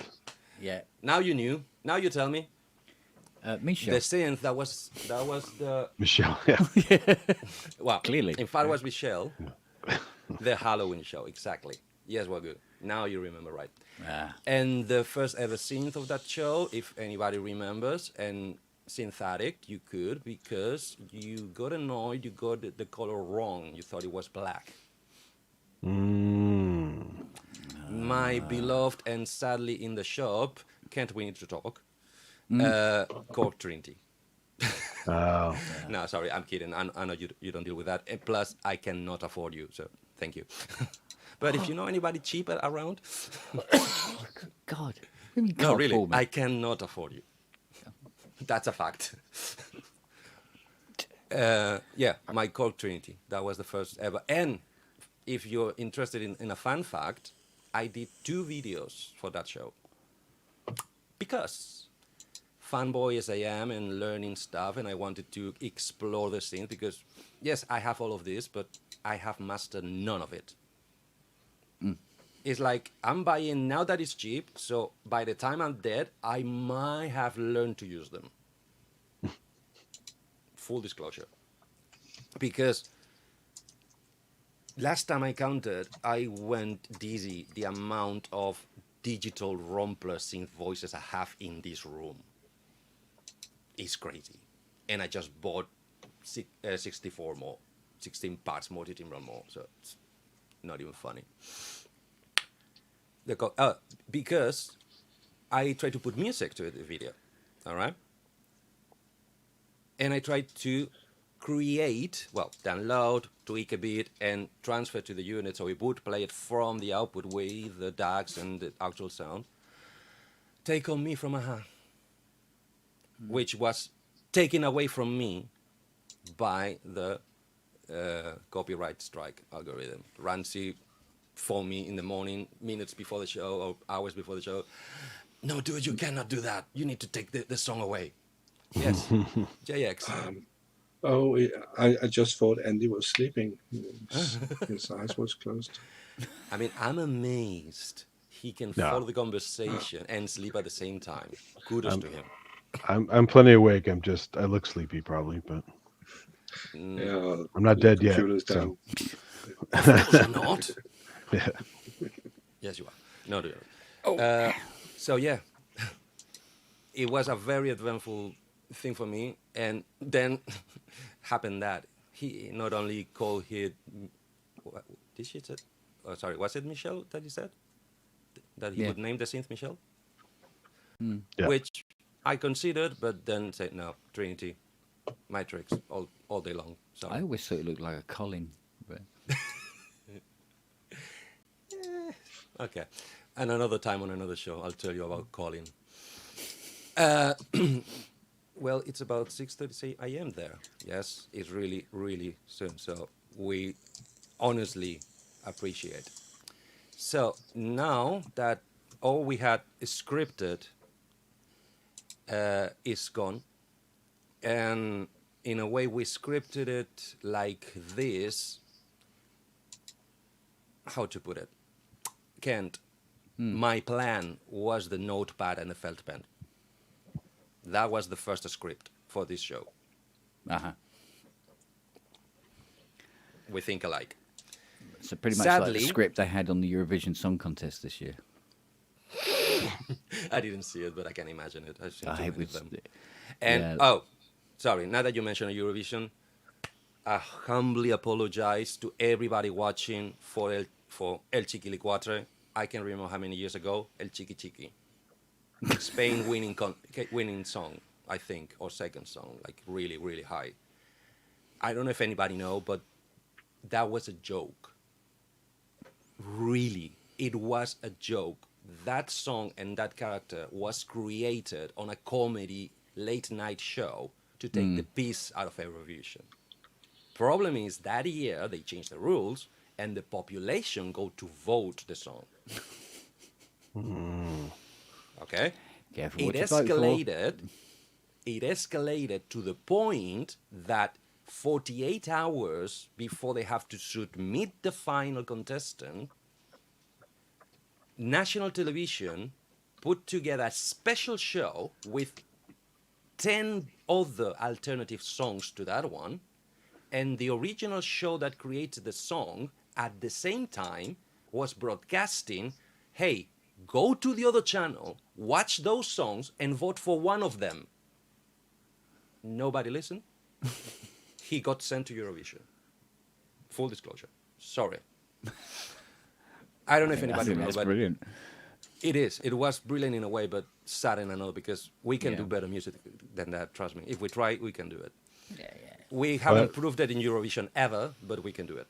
Well, I was saying in some other show, they started doing the Eurovision kind of knockoff here now. And I'm sure it's actually worse, but judging by American Idol and The Voice and shows like that are just awful.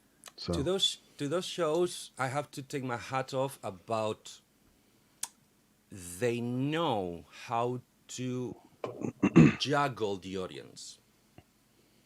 The scripts of those shows are beyond brilliant because they create and destroy careers in those shows. well, it's the whole extension of reality TV, reality in quotes, where everything's somewhat rigged and Sweet, yeah. bitter, sweet, bitter, talent, no talent. Oh. Yeah. Juggle with those balls through, how long is it in America? An hour-long show? Usually about an hour long. Yeah. So they know from the scratch, and that's why Formula. they do the casting. So it's like That's a why they do sitcom the with a laugh casting. track. Because they need underdogs. They need tons of underdogs to make the talented ones shine twice as bright. It's like professional wrestling where you have the heel and you have the hero and the Yeah. And I was a fan of wrestling until I just grew up. yeah. A little late, but I grew up. Or not. Okay. So, from now on, if anybody please would like to come in the show and express what Mr. Master, Maestro Vangelis made them feel or meant for them or changed their life on any sort of form, please do. The link is being shared, I assume. And sorry, I was on another subject. And in the meantime, while you're all piling up to come, just not all at once, please. Yeah, sure. Oh, I wish.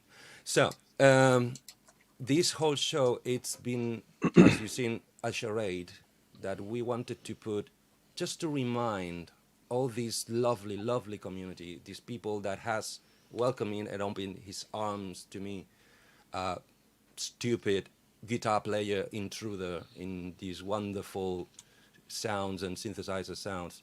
Oh, look, we got a white intruder over there, Kent, behind you. Oh, hello, you. Sorry, I don't allow my cats to come in because they're Yeah, not. my thing with Vangelis is of all the synth heroes and stuff I have, other than Wendy Carlos, my dad got the album at a garage sale. He was like the first one I really got into. I didn't know about Tangerine Dream. I didn't know about Tomita. I didn't know about all these other great guys out there. And so yeah, he was the first, and I was just taken immediately. The movies I was watching, and just created a whole film language with his music. And then I got into his albums later, and just amazing work. Yeah, thank you. He's on wine, and we had wine commercials here. So like a Paul Masson ad that had like his music. That song "Him" was a famous wine commercial. So it was You all say over the TV, all over the movies. you mean Yeah, back in the day or at the actual time? it was 80s, 80s, back in the early 80s. Yeah. Funny you say so. I'm gonna ask for your knowledge, Mr. Spong. There's a song that goes something like Yeah, Polestar. Yeah. What's that? Also, yeah, on Yeah. the Spiral album. Yeah. Sadly, that song got assignated to the news, the late night news in Spain. So I Yeah, we had grew it for up with bumpers that. too. For public access TV, had a lot of cool songs for bumpers and things like that. So I knew the music before I knew the guy. Then I watched very very early. I can't remember how young I was. I went to watch Chariots of Fire. The film itself is brilliant, but to me the level, the magicianship that he put into make it even brighter of a film. We all know that slow motion sequence. It's been used and abused for so many reasons, so many times, to the point that that's shortly after I was already interested in trying to do music and asking for, oh, can I have something that makes any nice sound? And my grandfather, because of circumstances, he managed to get me a Casio keyboard PT21, which I never managed to play anything decent but Chariots of Fire theme. Dun, dun, dun, dun, dun. Because, yes, he's been almost. Some people even blame or shamed him because of his simple melodies. But That's the whole point. that was the whole point, because simple means I can sing it. I can sing it. I can I can breathe it in, and I can feel it. I can empathize. But yes, simple melodies with amazing arrangements that never got in the way of the simple melody. Yeah. That to me is masterful. And then it was adopted. Uh-huh. Been adopted by certain composers since as well. Where you take a simple melody, but expand on it. You know? Like the theme from Missing, very simple, very evocative, and sad. Yeah. Because we're monophonic animals.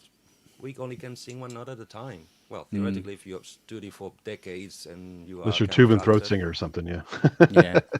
Or you're a very bad singer Yeah. and you yeah, can sing all the other notes well, at the that's same enough time. well, well, considering you have 4 holes, that makes a what synthesizer had 4 notes? Jupiter 4. Mm. So, before we get the first person in, do we have any? JX? No. Okay. Come on, guys. You can do it. I know you want to say it. Oh, Mr. Wiggly, please come in. Yeah. Oh, thank you. Thank you for the. And as I said, we put all this charade together because we want to remind this wonderful community the length of effort that Mr. Adam Ranzee goes every single week, without exception, to put the wonderful show he puts together. We wanted to showcase how hard it is to make a show as great as he does. I found out the hard way. Exactly. Me too. To the point where I went, We too. I'm not going to do a show like that. It's so difficult. It's so difficult. It's not So even much funny. going on just under the screen. It's like, And he makes it look yeah, effortless, yeah. which is another tip of the hat to his mastery. And I know practice, because once again, around 200 plus shows, you should learn 1 or 2 things. Hey, hello. Oh, oh my God, I'm going colorblind. I only can see white or black dogs. Oh, hello. Thank you very much. Hey, Hello Tom. there. Hello there. How you doing? How's it going? I'm good. Thank you very much. Well done for doing this. This is amazing. Is it? I know I'm you're Ranzee, lying, but Joe. don't We're just stop. about to. My daughter Luna May with me. We're just about to go for a visit next door Okay. to Hello, meet their May. new dog. Hello. that's How you gonna doing? be cool. Oh. We shocked her. So I'm probably going to lose Wi-Fi, but we should get some 4G in a minute. So I'll dial back in a second. But I hope you're all having a fabulous day. It's a bit overcast here today out the window. It's like shorts weather, but I don't know, because for illumination's sake, I'm shut close, and trust me, I feel like in Spain, and this is Yeovil, Somerset. Have you got studio tan going on there? Do you have windows down there? Yeah, and I have the proof. I got it ready. No, this. Oh, yes, it's dead. Forget it. That's how hard it is. I had, Said you see, hello to everyone. right behind me, there's a right behind me, there's another camera that just died minutes ago. Oh, well, that's a Please, shame. because you said you're in a rush. Please share some words for this master compositor. Oh, well, I don't feel Sorry. qualified to speak on him, really. I mean, he obviously influenced. Well, those tunes influenced my life, and then I realised a lot of it was kind of rather than kind of created live, if you like. But that was pretty epic. And obviously, it's the first sort of synth sounds a lot of us ever heard, or at least maybe in popular music. So pretty incredible. Also, in nice sorts of ways, inspiration to get healthy as well, because I'm a bit overweight. It's very easy when you get into your 40s to just realise that you carry on eating the same thing and doing less exercise. And your priorities change. And I'm sure sitting in front of a bunch of computers or keyboards is not good for the health. So as well as being an amazing inspiration, the only positive thing I can draw from his relatively early passing is the fact that we all need to get out and do a bit of exercise, I think, and eat a little bit more healthily. That's true. So. Oh, you want to see Frank? Lila May would like to show you our cat, beautiful cat. Oh, do you have a cat? Hello.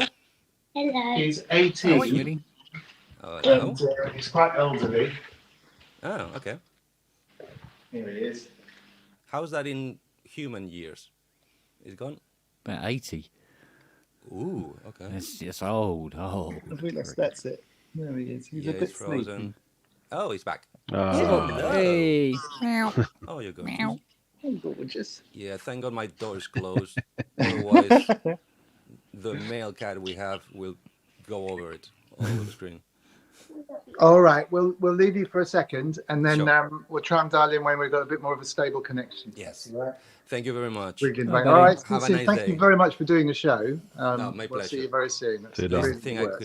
we could do, because I'm Thank not you. alone. All Yeah, right. it's a huge Cheers. kitchen. Okay. Isn't it just? Thanks. Probably the last time I point in the show will be I'll do it right. No, You can not fit my entire house into his kitchen. Let's And not the talk garden. about house sizes, please. Remember, I had to put 27 years of gear collecting in this one single bed size bedroom. Not fun. My biggest heartache is this. These cases, one by one, they're basically pedal boards. Single stone boxes or multi-effects units that I love, and some of them I even got recently, and I would love to, but I don't have floor space. And that's one of the reasons why, let's bring another controversial subject. I don't agree with this bloody generation of tabletop devices.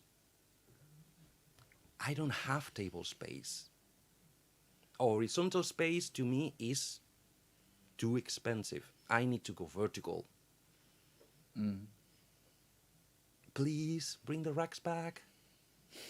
So what I used to do with my my triple stands, X stands with the triple rack, they're all meant for keyboards. But so I had a couple of pieces of wood I cut and painted, and I would put the groove boxes on there and small devices and other stuff. So that way you can still be vertical, and have all that spread out. Something like Kent has on his right side. Is that right?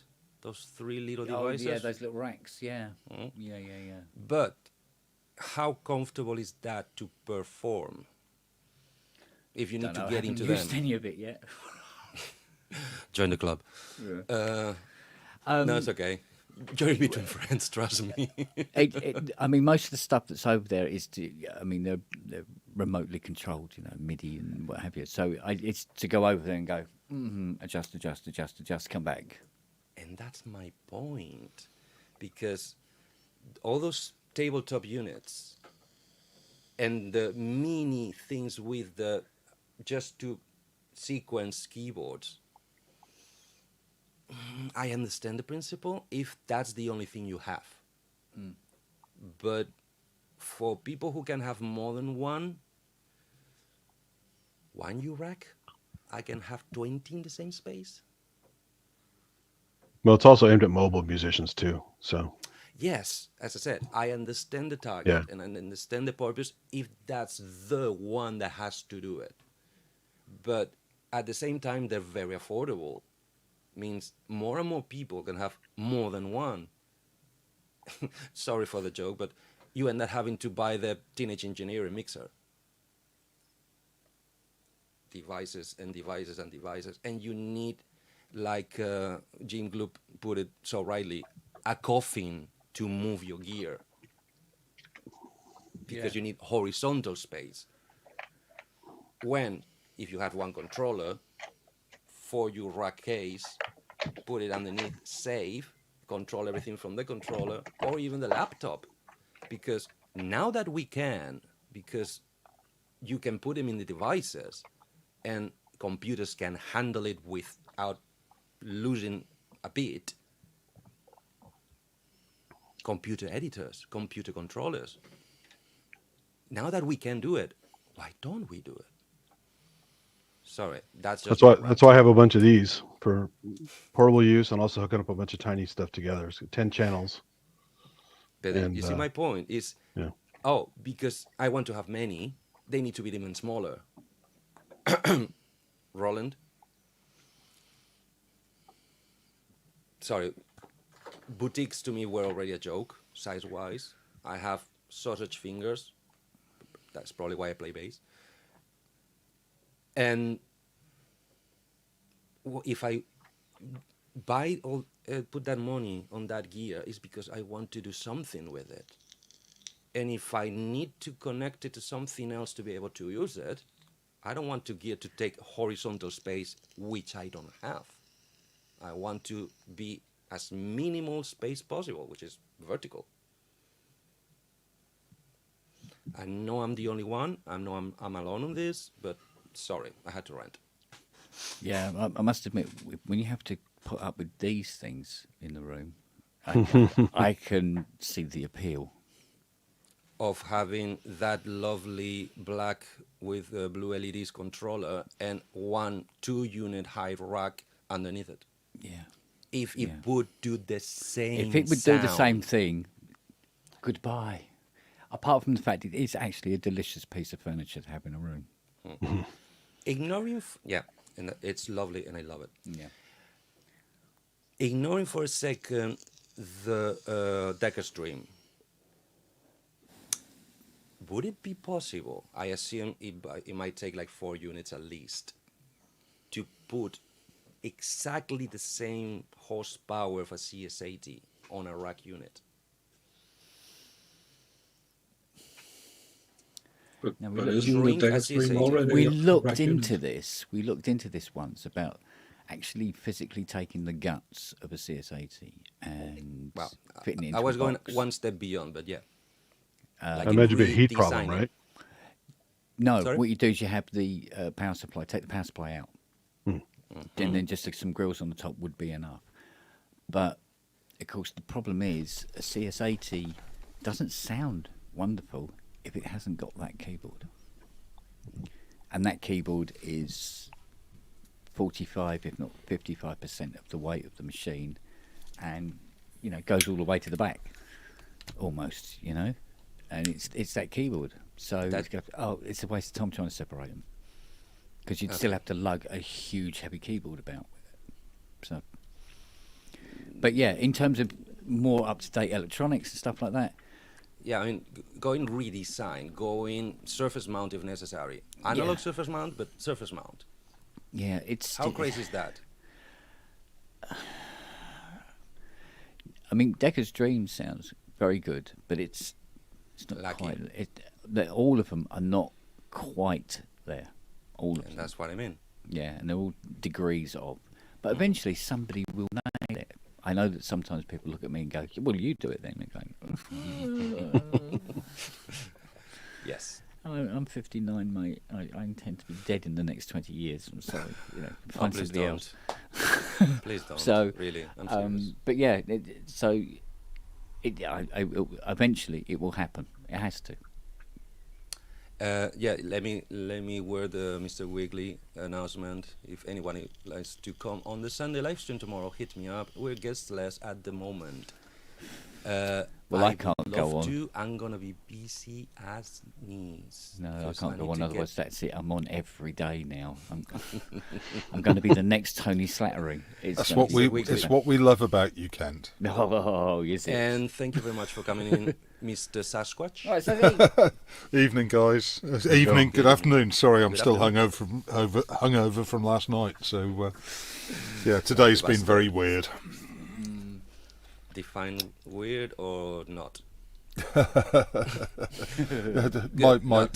My internal clock is completely and utterly buggered up. So, Oh, that weird. yeah. That one. But That's just resides until Monday. yes, just picking up on what you were saying about these small synths. I do think manufacturers are missing a trick in that they should, if you're going to make a small, either boutique or these proposed Behringer type, yes, David, take a drink, sort of little synths, they should at least make them Eurorack compatible as well. I mean, adding MIDI to CV and gate is not a particularly complex or expensive business.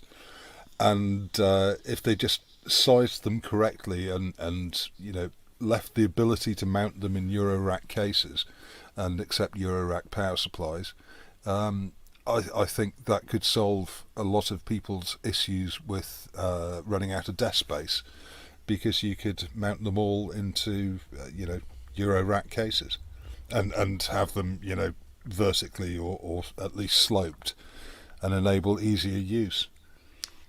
thank you, because in a way you're agreeing with my point. Rackham, Yeah. because electronics have evolved and downsized beyond unimaginable. I really, every time I look at my cell phone and I can't believe all the shit that thing can do. It's it's a Star Trek level to me. But the problem with traditional 19-inch rack is that It's too big. and the cases are actually quite expensive. Yeah. Yes. You know, even if you buy them off the No shelf, argument you've still got to about have it. the front panels drilled out, and actually they're very inefficient for a lot of purposes. So I mean, you know, there are lots of 19-inch rack units. They're only actually 2 or 3 inches deep. Yeah. No, I'm with you, and that's why the next. I agree with you. The next step would be Eurorack, a smaller rack format, because electronics do go that small with. Let's not argue about it. Same sound quality, if not better. Couple issues with the Eurorack thing. Yeah. You're maintaining the small size, which people already bitch about with the boutiques. So you're not fixing that problem. Even though I love Because them, you know, you're not they're not- fixing them. And also not going- the jacks, you got to have a way to move the jacks around. And for certain things that have a lot of in out, it's very complicated to do that. Yeah, So, because Yeah, it's not the same not, business. but One it's thing not is beyond the audio wit processing. of. It's not beyond the capabilities of the manufacturers to just have, you know, an It's IDC not at all. socket, But it will increase the IDC price. socket on the side, and then have a breakout board. yeah, that's true. You could do that. Or, like I was trying to make a point, make them screens and USB them. Make a new standard that can transfer data or link data like MIDI would do. Yeah. One single patch, making a daisy chain for all of them in a smaller rack, more portable, but upwards, not horizontal. It's a good example, Eurorack, but it's a different tool for a different job. But it's the same concept. Houses are not getting cheaper. Space is more and more expensive every minute. We don't have horizontal. We barely have vertical. So, I know it's my case, it's my rant, and I'm alone of this, but I think, sorry, I'm not your customer. I'm already, I had to buy a very big fly case for my Behringer 2600 because I need to have it away or stacked or tilted up. But on something. the problem that manufacturers have is that there is no ideal customer. Oh, well, apart from you can chase the millionaires and the Still. collectors and whatever, but every To that point. individual is different. To that point, I like to, because I'm a guitar player, so I'm the intruder here. I like to remind one point. Everybody knows that rock stars, the 80s guitar heroes, everybody thought that they got free gear all the time. Yes, they did, but they didn't, and not anymore, not even close. But the multi-billionaire guitar industry, which sad as it is now that I'm with one foot on each one of them, seeing both sides of the coin, my ex guitar industry, and now my new synth industry, which is a subgroup just for the fact that every rock band has 2 guitar players, 3 if you count the bass player, and 1 keyboard player. So that's already 3 to 1 per band. Cool. They give things for free to the rock stars because they make the money, and I don't know, and this is not the right word, I really don't mean it. They make the money on the wannabes. Yes, of course. There's only one Vangelis, there's only one Hans Zimmer, there's only one Ty Unwin. One. But how many people like me would love to become them and would put all their time, money, and effort and buy as much gear, as much bottled talent to get as close to them as possible? Yes. That's where the money is. It's in the people who are working on minimum wage. They're starving musicians. So it's amount of sales, it's units at the end of the day. So yes, I understand. that But by giving one free guitar to one rock star, you get 2 million people in 7 continents who is gonna try to buy the same guitar. What's that?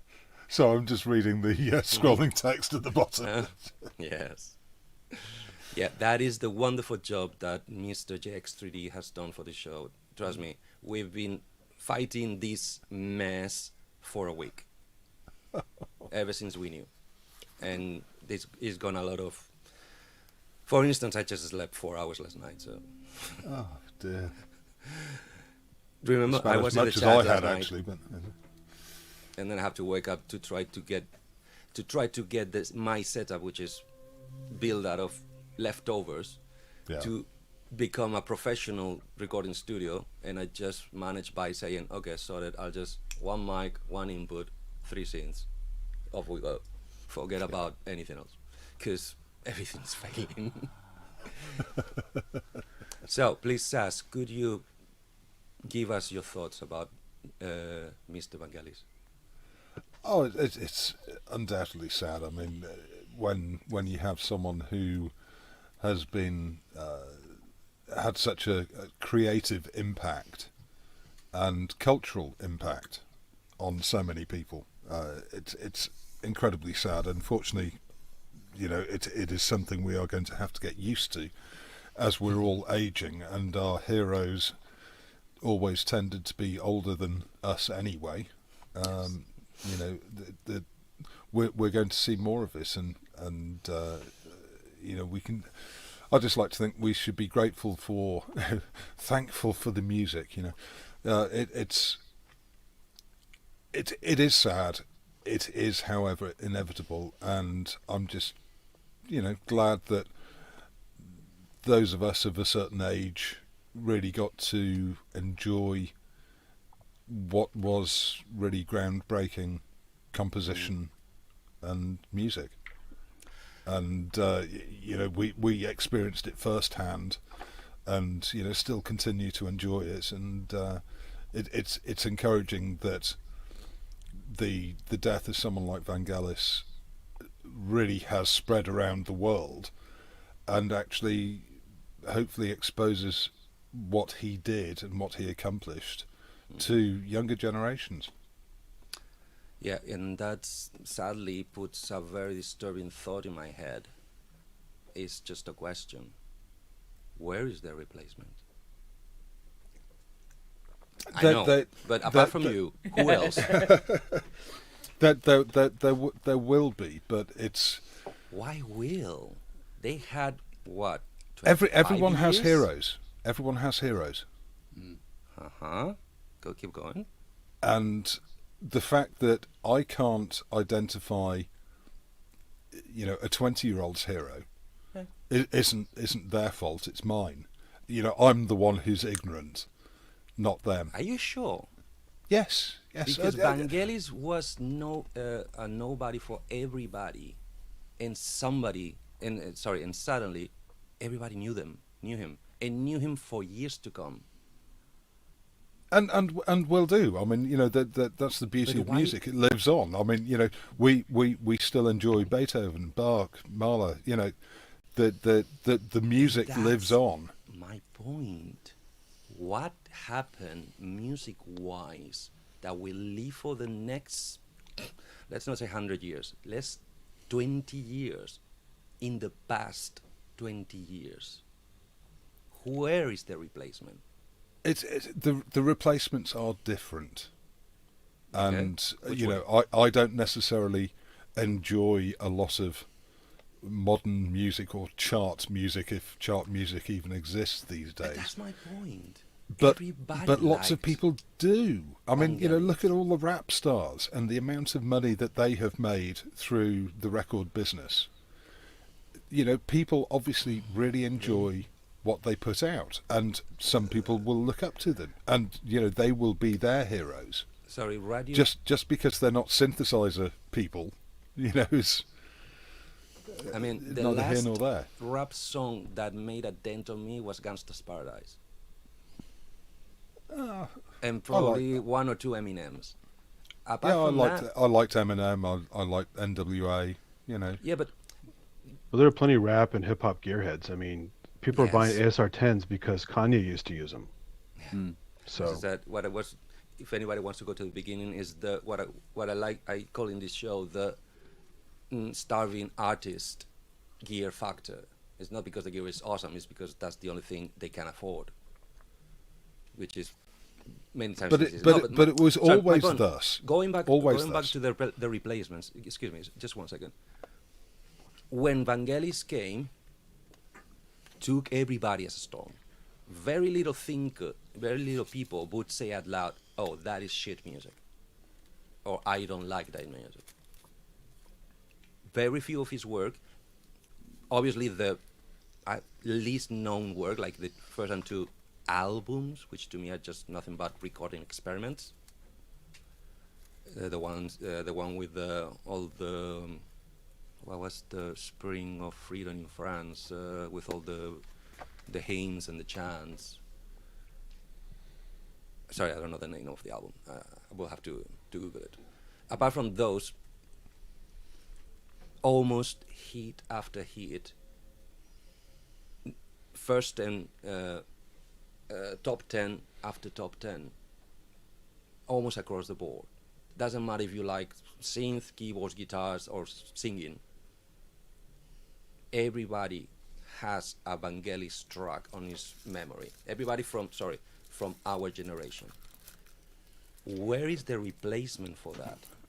Is the society? Hello, welcome. Hi, Bob. Hi, Thank you guys. for coming in. Oh, no, thanks. Is society changed so much that No. that's not going to happen anymore? No, I'm not it's so as sure. Homegrown says, and correctly, it's the younger generation who will decide. It's not us. Yeah. They're the ones who choose. They choose their heroes, as we did ours. But also, the music business is now so fragmented.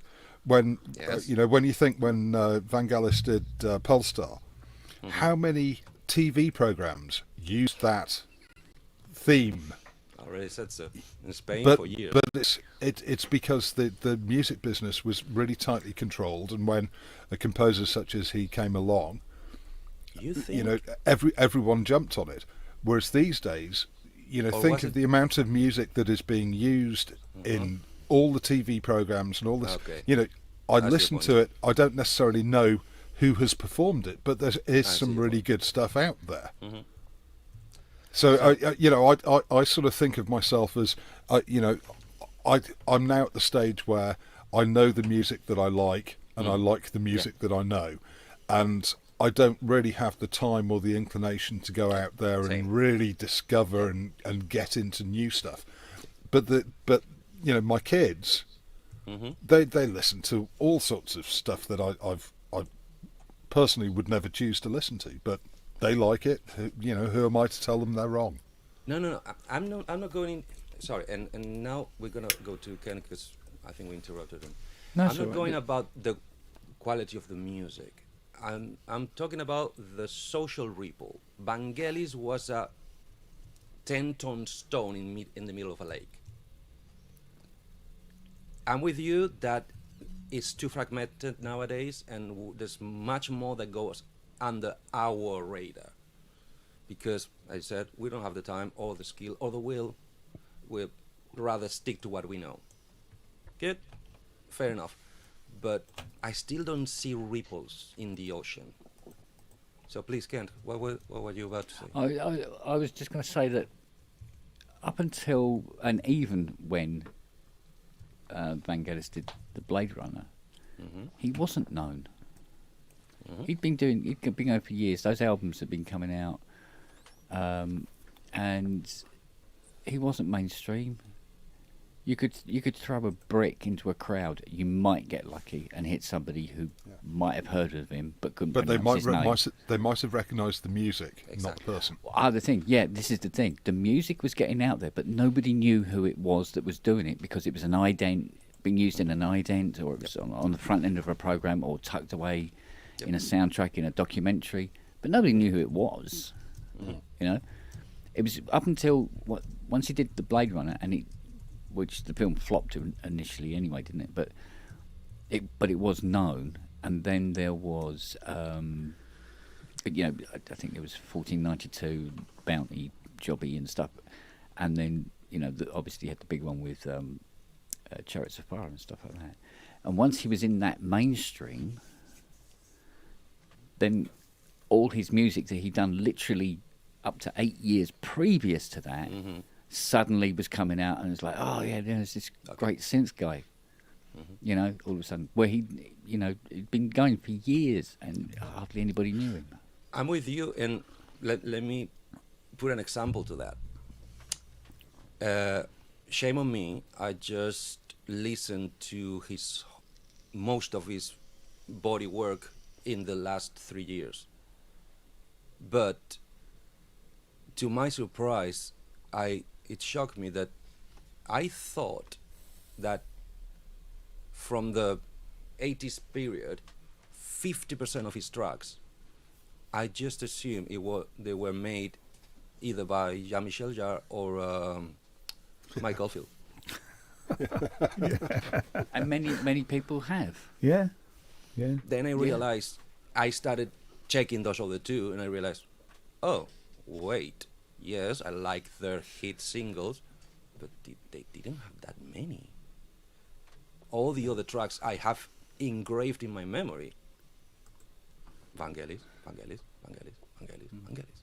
All the instrumental ones that you remember, those simple melodies, they sing in your head, and they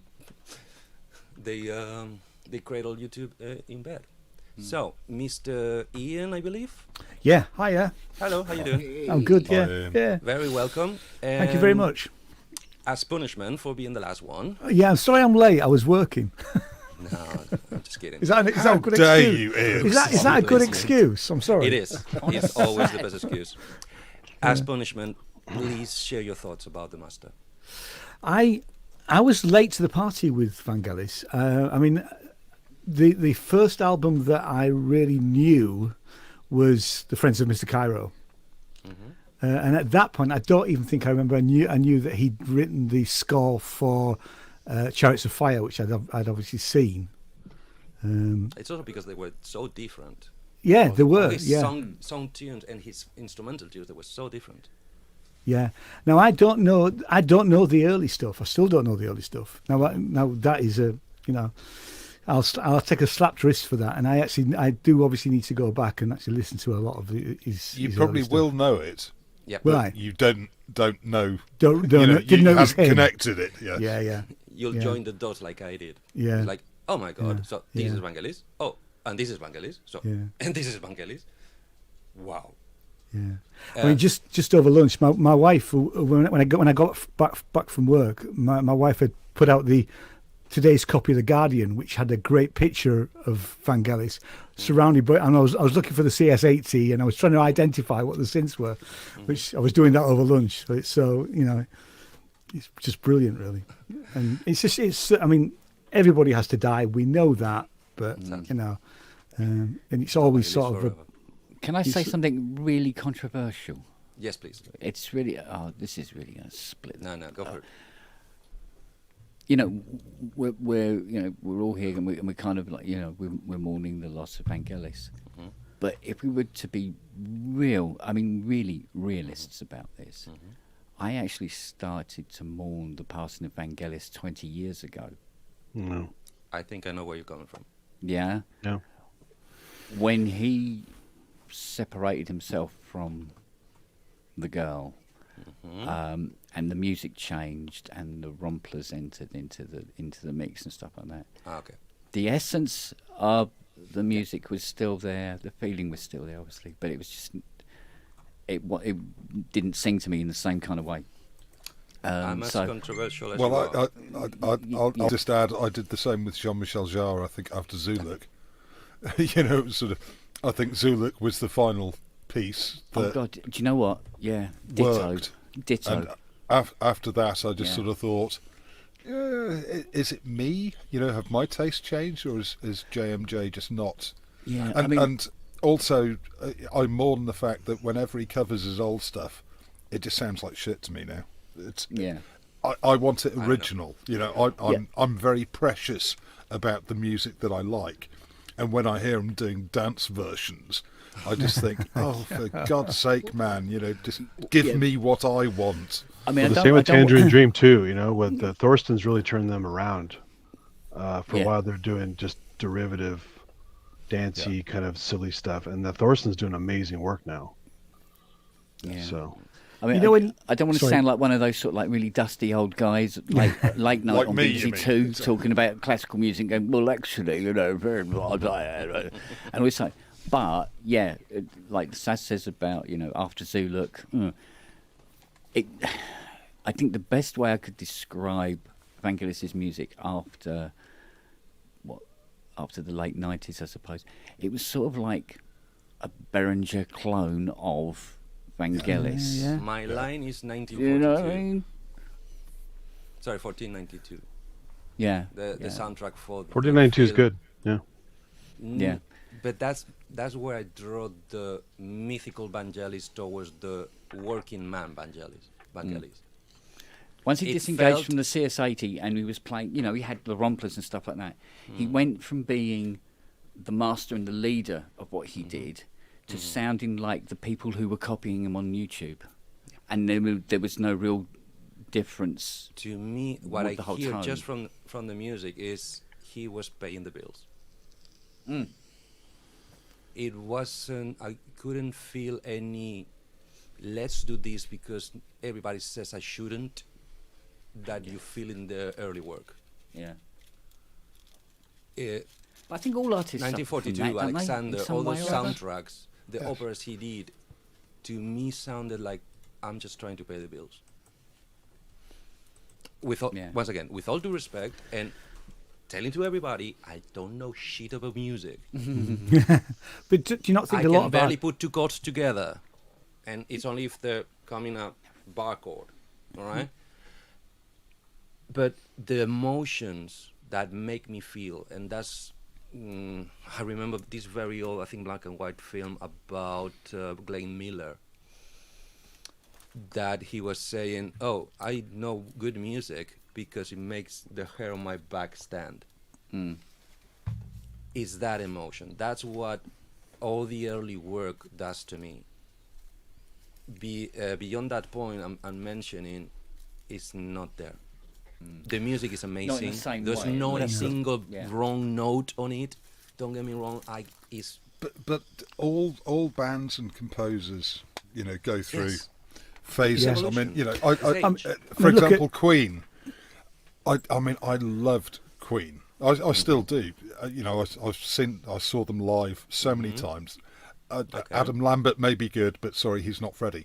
He's not Queen, yeah. But when I think back to Now I understand. the sheer heart attacks, the Night at the Opera, Day of the Races, and then in the early '80s, they come out with, what was it, Hot Space? Radio Gaga. There's jazz, wasn't there? There's the jazz album. I Careful remember. with Radio Gaga. Yeah. It was Radio Gaga.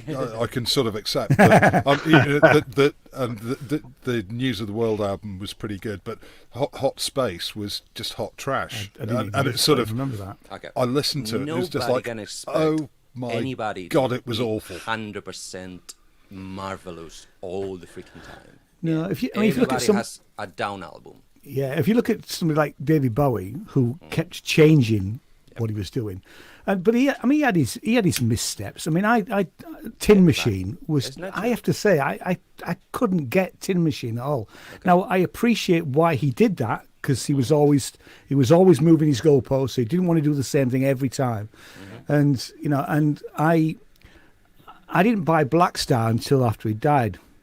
I'd listened to it on Apple Music, but I wanted to actually buy a physical copy, and I bought that, and I bought some of the 2 or 3 of the other albums that I should have owned previously.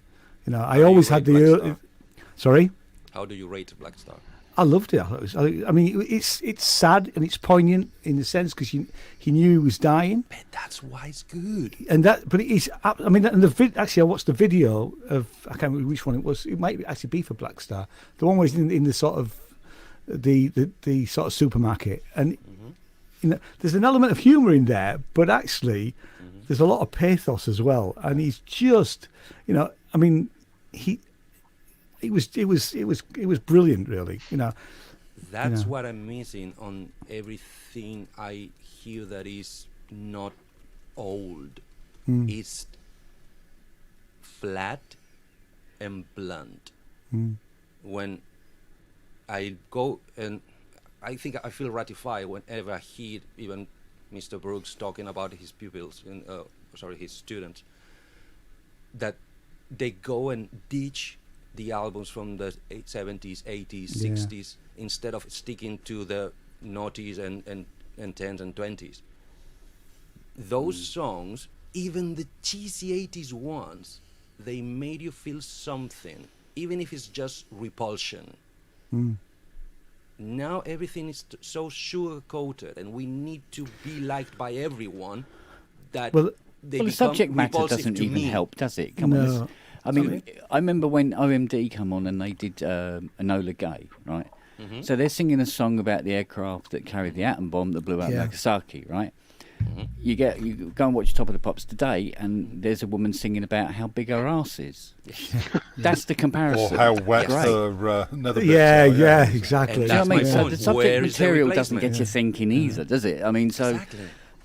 And he does sound like a lot of old farts talking about music, how it used to be. But, chart music now is made, a lot of it is made by committee. And there's your big problem. And the problem is made by the same 5 people committee. Yeah. It's the same 5 brains designing, I can't tell you what's number 1 at the moment in the chart. And the MIDI pack, too. I don't Forget care. the MIDI pack. And the MIDI pack, Which chart? I mean, Well, that's the thing. It's we I mean, it could be argued that we listen to purely curated music because the charts in not just the UK but across the US were managed. The business was really tightly controlled. Whereas these days there is a lot more democratization of music. Anyone can put out a track. And we have things like Bandcamp that. Oh yeah. I mean, can you imagine if Bandcamp was available in the 50s and the 60s? I mean, I find it hard to find. I was going to say I find it hard to find good music. That's not true. It's about finding music that speaks to me, because we all like different things. Yes. But nowadays, I mean, I would say probably for the last 20 years, I've always searched for stuff that's sometimes a bit left field. I mean, I like weird electronic music. I mean, I don't listen to, the only radio that I do listen to is I listen to BBC Sounds. I listen to the weird stuff, so the Freak Show that Stuart McConey does, and a couple of sort of more experimental stuff on Radio 3. I don't listen to classical music, but out of those shows and actually doing, searching through Bandcamp and stuff like that, you find stuff that's really, really good. Yes. I mean, no, please don't let anybody in this group or in the chat get to the idea. We're not saying there is no talent out there. Oh no, there's loads, but it's harder to find. It's just harder to find. No. Yeah. And it's not. And I'm with Wagyu. If I understand what he's actually writing, it's not even hard to find. It just doesn't grow. It doesn't explode like it used to. It just remains a little seed that we need to cherish on a very tiny greenhouse. Yeah. But also, I think one of the issues is without those trends and without the sort of the mass following. I mean, my friends and I all seem to like the same music. I mean, if someone would buy, a Pink Floyd album, and we'd all go around to the house and sit around and listen to it. So there was commonality. Yes. Whereas now, I think the market is so fragmented, and I'm sure that there's still the information exchange, but there isn't that and mass overload. commonality. Information overload. Just let me. Sorry. Once again, I'm hogging the conversation. There's too much. There's too much music as well. It has a flip back and on most itself. of it is not even worth buying. But it's like giving a starving man a bowl of rice to eat, and then asking him which grain was the tastiest. There's too many. It's like, they're all the same. And you have to try and trawl. I mean, even back when there wasn't that much music knocking about. I mean, even in the 80s. but you had a reason to like a track. There was always a hook. There was something that brought you in. I liked Toya because she had a Jupiter 8. Yep. I would and buy then got her album and loved it. Yeah, you know? I would like a single on the radio and then buy the album. Now the rest of it could have been absolutely terrible, and some of those albums, they really were, and that was the killer track, or there'd be two or three, and other ones were complete, everything on it was brilliant. Yeah, you get to that title track and they spent all the money on it, and then the rest of them they're just banging drum, tin bins and stuff. Statement in this point. Sorry, Kent. 10 tracks in a vinyl, two masterpieces, 4 songs that were 7, and 3 are rather. I wish I never bought those tracks. Yeah, fillers. Good. To me, those 3 tracks are the most important ones, because good music is only good music because it's better than bad music. If you don't know bad music, which is another thing we're suffering nowadays, that all the music is put out, apart from too much variety, too much amount of it, it's so perfect. You don't have a comparison. There's no bad music. Might be music you don't like, but you can call it bad. On the book, on the paper, it's perfect. Not only that, you're listening to a whole album. When's the last time someone laid around and sat with friends or by themselves and listened to an entire album? No phone, no TV, no anything. Don't get me on what we're doing right now. Let's not get into that. But because this is another double-edged sword. So yes, the bad songs are the ones that make the good songs even better. We need bad songs. If it's from the same people, great, because that way you only have to buy one album. Second, yes, generations change. Yes, trends change. That goes for you, Saz. To the point that a personal experience. From 73. I'm meant to be from the 80s. I'm meant to be Duran Duran, all the new romantics, the typical ones. OMD didn't get that well done that, but somehow those songs in Spanish TV got burnt in my brain. I couldn't name the band. I didn't know the band at all. But Enola Gay and the one is not Dame of Orleans. It's the only one that is about Joan of Arc. Those melodies, those songs are burnt. But I keep evolving. Then I move into metal for reasons. And I was meant to be the generation of Metallica and thrash metal. Yeah, Metallica, but later Metallica, the Bob Rock, well-produced Metallica. Controversial here. Thank God no guitar players in the audience. But suddenly, grunge and the 90s kicked in. Yes, Nirvana, yes. Smell It like Teen Spirit, yes. Everybody, because it was manufactured for. Maybe, that's why Kurt Cobain suicide, because he realized the product he became. Just my opinion. But suddenly another thing hit at the same time. Nu metal, or like we call it in Spain, tracksuit metal. Right, okay. That's how we call it. Very weird hybrid that was exploiting another event in music time that happened a few years earlier, which was Walk This Way by Run DMC and Aerosmith. Yeah. They got that seed, they put it in a greenhouse, and they created a whole genre out of it. I got hooked on it. It was fresh, it was new. It sounded to my younger self sounded new and fresh and original and hungry.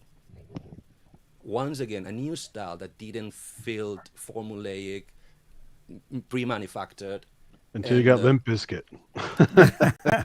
I love Limp Bizkit hit singles. I hate some of the tracks, but once again, I do appreciate the good and the bad. Good. But suddenly, by accident, I discovered this American band called Disturbed.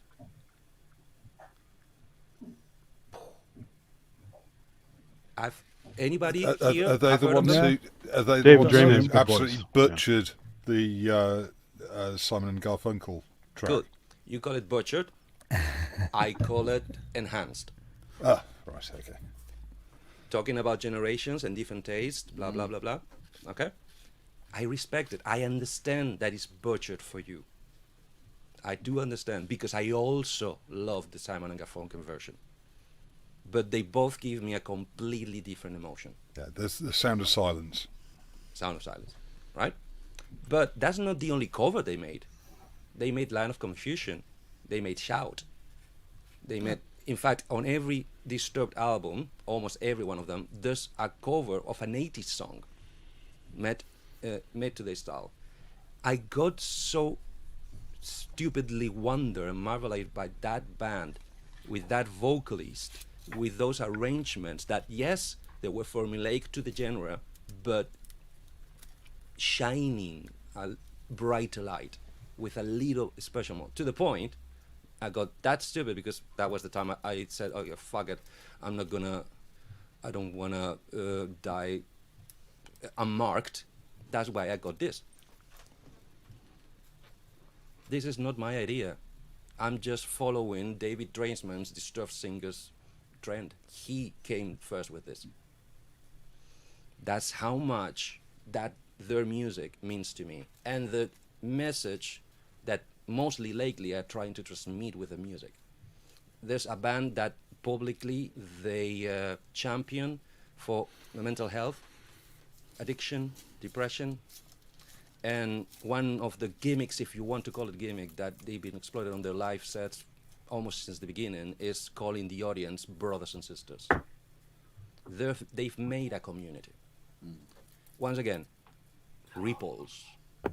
They will not get to you probably, and just because you mention it, Sass, that ripple might not touch you, and that's why I agree with you. Two fraction.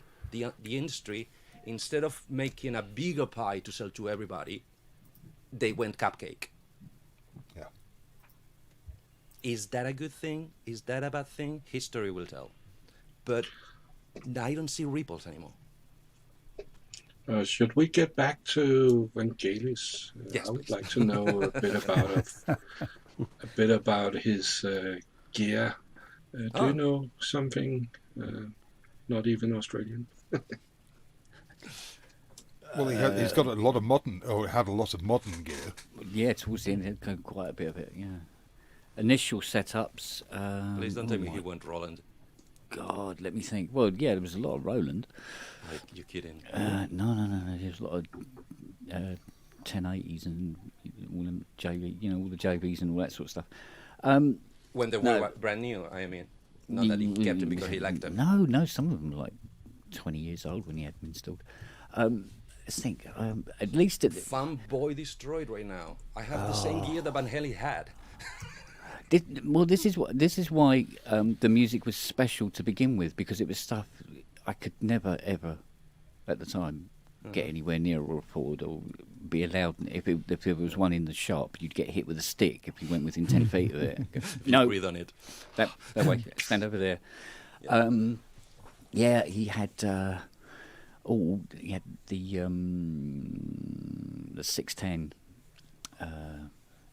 He had a lot of string synths. Obviously, the VP330, which got used quite a lot. RS505, System 100, Odyssey, Whiteface. And he had a big organy thing, I forget what they're called. What else was there? It's all sorts of bits and pieces. Lovely pianos as well. Lots of gear. My gear question is, I've said many times in many shows that one of the things I try to put together in this setup is what I saw him doing in one video I watched on YouTube. Sorry, again, addiction. He had a white console surrounding him. I can't remember how many keyboard manuals, probably 6. Plus rack stuff, but a plethora of expression pedals controlling every voice. I'm trying to put that, and that is the little device from AudioFront I told you about. I have that set up. Well, if it hasn't crashed because I haven't used it for 2 hours, do it right now. I'm controlling at the moment 3 synthesizers from my feet from this keyboard. This is a three different synths sound, and I can bring voices out, da da da da da, out in,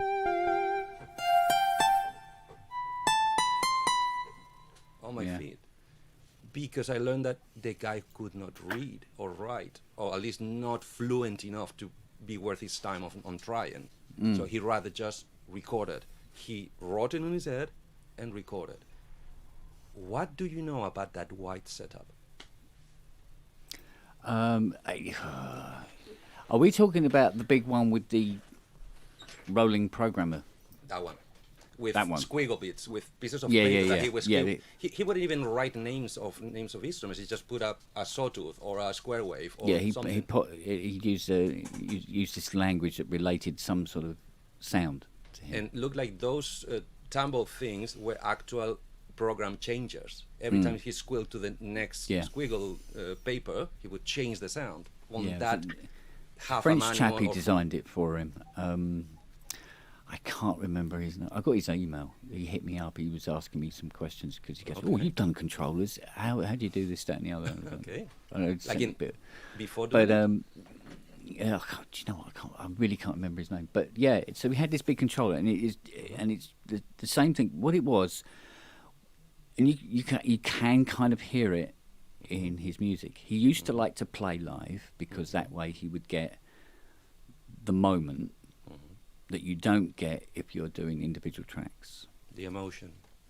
Yeah, it's very hard to get that emotion in when you're doing individual tracks. No, it's impossible. So what you do is you put down your main essence of the song in, you record it as one stereo track, and then you add tracks to it, and you may end up removing the original track you've done, but then you play everything that you were trying to do at once separately, and then mix and control. So I went, that's how I like to do it as well. Cool, I'll have some of that. It's brilliant. So so I mean, understand. I have a plethora of pedals and switches and stuff down here. I do everything from here if I can, and I try to do everything as live as possible, and then do exactly the same thing where I deconstruct it. So because he wanted to be the orchestra. And he didn't. But he only later had the scores. two hands, and even when he had all the feet and the switches and everything else, it was still limited. He wanted to be able to change and move around more. So he had this controller built that allowed him to do it more. Any sequences in it? It 'Cause no, it didn't look like. No. If there was any sequencing to be done, it wouldn't have been done at that console. That was his sit down and play console. The sequences just were to be one side or something like that, or on a lappy or whatever, So, which was was what worked for him and happened to be. Well, I'd been trying to play like him for 40 years, so I kind of fell into the same path and just crawled behind him, just spending less money, and and I assume that setup was never any close to affordable. Oh no, yeah, it was completely bespoke.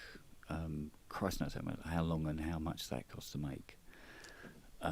Which brings us next question. A lot. And I know you don't know the answer, but I just throw it to the internet ether. Where is it? Did he kept it? Did he got rid of it? It's in No, he one kept storage? that. No, he kept that. He had it because he had the room.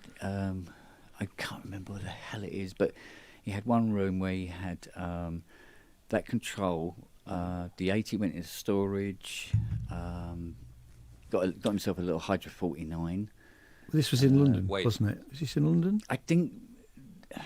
Did you said Hydra? No, I think there was something about him going out to Sweden or Switzerland or right. something. Okay. Okay. Yeah, less taxes. He had little places all over the place. What I'd like to know is he had a yacht, Okay. a beautiful yacht, big thing, And when it was being built, he said, "I want to be able to have a CS80 in this cabin." And they go, "Oh, what's the dimensions?" And he showed them the dimensions and the weight, and they went, "Ah." You have to ballast the boat out with 2 tons on the other side. No, there was no way of getting it through any of the doors. Exactly. So what I did, so one of the cabins in this yacht, the floor was reinforced. The 80 was craned in and set up, and then they built the rest of the yacht around it. So there's a yacht with a CS80 in it that you can't get out. You can't get out of off the yacht. That's a better ever, question. unless you take half the yacht apart to get this. So there's a yacht with an 80 sitting in it. Yeah, but it's crazy to think that those two things, the salted seawater and a CS80 put together. Ouch. Oh no! This was a huge yacht. Yeah, but the salt would have trouble It getting anywhere would near have it. air conditioners. Or Yeah, it'll have the dehumidifiers works. and- Yeah, it'll have the works. But We've seen what salted saline water does through decades. Hey, Henrik, I put a link of the custom rig in the private chat. yeah, because I remember he did get himself a hydrosynth, and why wouldn't he? You know, somebody comes out with polyplumbing aftertouch. You go, Yeah. I'll have some of that I can pick up. Yes, thank you very much. And sounds like a CS80, yeah. And doesn't go out of tune. I bet this has drifted since I turned it on this morning. And it's pocket money. I can't follow that link. It's just saying this page isn't working. Yeah, it's fun. I mean, after buying It says that, every right, doesn't it? single thing that made a nice sound Yeah, it's better. on Earth, it sounds like. I mean, biggest joke would have been if he would have bought a Behringer 2600 or a Pro One, Well, he would be wouldn't be adverse to doing that. but not being seen doing it. Do you know what? Thank God, online shopping. I mean, he know what he liked, and I think everything else didn't really matter. Didn't really matter that much to him, to be honest. I think he was more a question of like, yeah, if it works, I'll have a crack at it. Because people would bring him stuff, say, "Oh, please try this out," and go, "Yeah, cool." And then people would come and go, "Take a photograph." "Oh, I'd like to take a photograph of you in your studio." Click, and he might have some awful stuff set up, but it doesn't mean it's his. The first videos I saw of him was based. I don't think the 80 was on shot, or if it was covered on other stuff. I lost 4 keyboards just holding the walls. Yeah, I don't want might this have one, been put it in there. there. It might have been in there because he always liked to Have it you know, here. go. "Oh, do you know what? I need a bit of CS80 on this and stuff like that." That's how he borrowed my one. Because he was like, "Oh, do you know what? I want CS80 on this all of a sudden." So we must find him in an 80 and running around. Trivia question. I understand that he brought his units to you to repair, right? No. He Okay. he bought he didn't bring it himself, but he did. I did have one of his 80s come in for a quick Cali, but it was more me lending him mine to do an album one time. And the question is now rather useless. Because I was thinking, we're talking about old school musician. Basically, that to me means, and I'm extremely talented musician, that to me means state-of-the-art, accurate hearing. How finicky would he be about the repairs? But you never repair one of these units, so like, I still can hear that, and you go like, hear what? He'd been using the 80s since '76, so he knew them pretty well. If there was an issue, he would know. So, but there again, so would I. I don't have it. So I would make sure there wasn't any issue there. But no, sometimes the professionals are they like sometimes things to not be completely accurate. More often than not, I get more problems from the back bedroom boys. The what? The guys who have synths in the spare room and they play at weekends and stuff like that. Okay. They can be more particular because they think everything should be absolutely, completely spot on. Sometimes I know, and sometimes I get, I go, oh, Tolerance, mate, very go good. away, yeah, kind of thing. Tolerance. And pros are everything works, and then they try it out and they go, oh, I like what you've done with the tuning down the bottom. It's sort of like, it's kind of like tight down there, but it's loose up there. I like that. Yeah, cool. And it's like, That's if my it's point. got a tree growing out of it and it's scratched, they don't care because it's doing everything they want it to do, and that's all they want Exactly, from it's it. the right tool for the right job. And once again, sorry to pull again the guitar experience. Guitar is the instrument that you will never get in tune. Guitar. It's never in What's a tune. guitar? You hit it very well. You got rid of the corpse. I saw it. Do you know what? My very first guitar, I tuned it like a keyboard. Wow. So it was what- the top string was C, and then it was D, E, F, and G. And some of them were like really tight, and the Yeah, others were a that's it. bit sloppy. And we're going, I don't think much of this guitar stuff. It's like, but all right, now I I'll love tune that to- one to to try C, that that. one to G, that one to E. So like chord of C, now big bridge F. So like, read a book first, you knob. Oh, I would have paid to say that, but my point is, and because I'm starting to hear microtonal and micro tuning and stuff on keyboards. Did he ever ask for a pimping of the tuning, or have you ever seen anybody asking for what we call in guitar sweetened tuning? No. Everybody wants 440. Normally, what square. it does, it's when it comes to synthesizers, 9 times out of 10, the customer don't know what they want, Okay. and so when you calibrate a machine, I asked them. I said, "Do you like it tight at the bottom, loose at the top, or tight at the top, loose at the bottom? What is do you like your tolerance? Where do you like to play most and want it the most tuned? Because you can't have it tight at the bottom and at the top. If you want that, go and buy a digital synth now, because you're not going to get it from an analog one. It's one or the other. I thought Or do you want it center? it was more a matter of having tight the middle and the ends loose. Yeah, this is weird. When so like on an 80, when it's tuned tightly, it's not what you would call tight. Okay. And what we call loose on an 80 is like, holy crap, is that out of tune?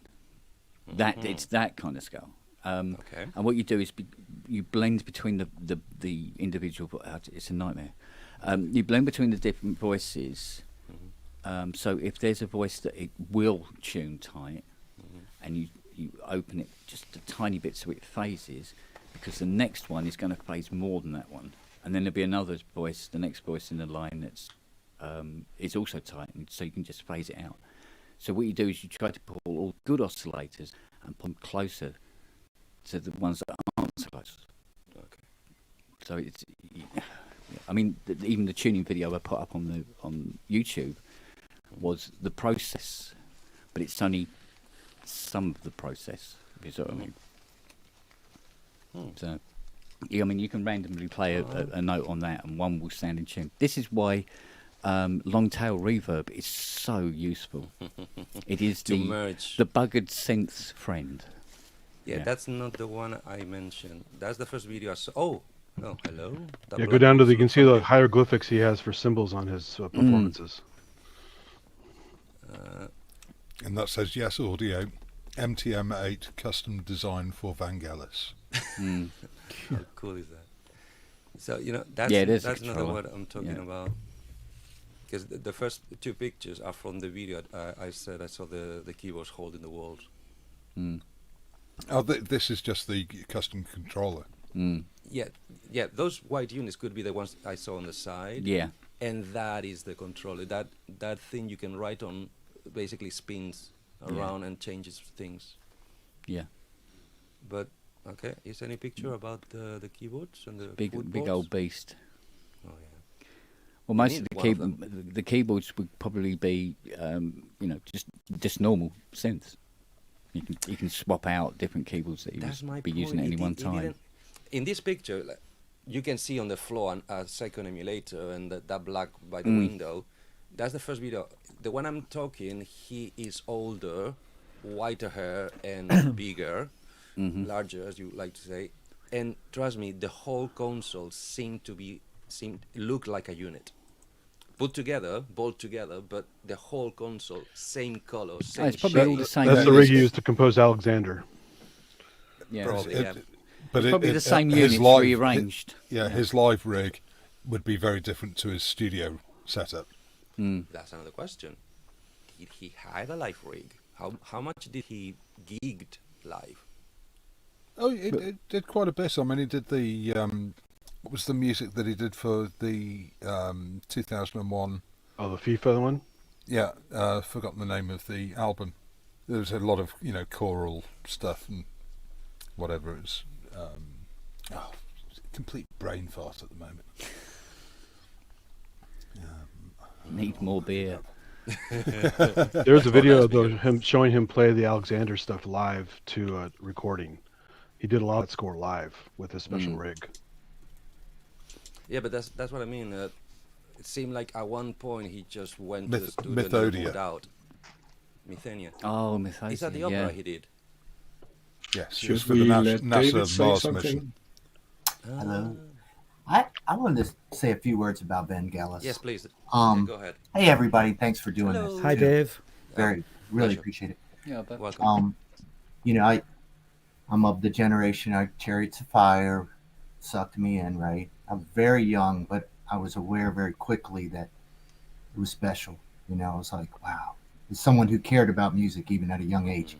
And then, kind of drifted away, but later dug a little bit into his work, and he struck me as someone who knew what he wanted to do, had a vision, who definitely listened to classical music and somehow informed his melodies from some of that. They were very, we might call them simple, but there was a complexity or uniqueness to them that I think most of us strive for as if you're in the melodies, and writing that way.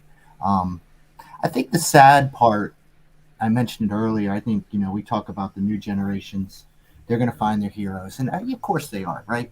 I think what makes a lot of us sad is the idea that maybe they're not going to include Vangelis, right? And that's painful, right? And to us, yeah. to us, right? Yeah. Forget about, I don't care about them, I care about us. Sorry, I agree. You Because know, we yeah. are still listening to Beethoven, Bach, Mendelssohn, Wagner. Yeah, we're The still big alive ones too, will right? stay. Well, It's, we get obsessed with the young people, like they get it when they get it, but we're also still alive, and we want to pass on yeah. what we've learned, just like hopefully our parents Yeah, did. the young generations are not stupid. They still have ears. They Yeah. hear good music, or at But- least pleasant music. Makes or you wonder just blunt how music. pissed our parents were with us. But What do you mean? but I'll say this about Vangelis too. That I think that's very important.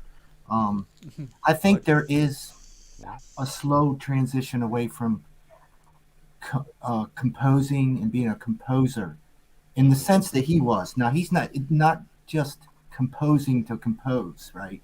He had a vision. He had a very unique sound. Yep. He had Hence the beautiful tools. melodies. These are not little snippets that he's creating, right?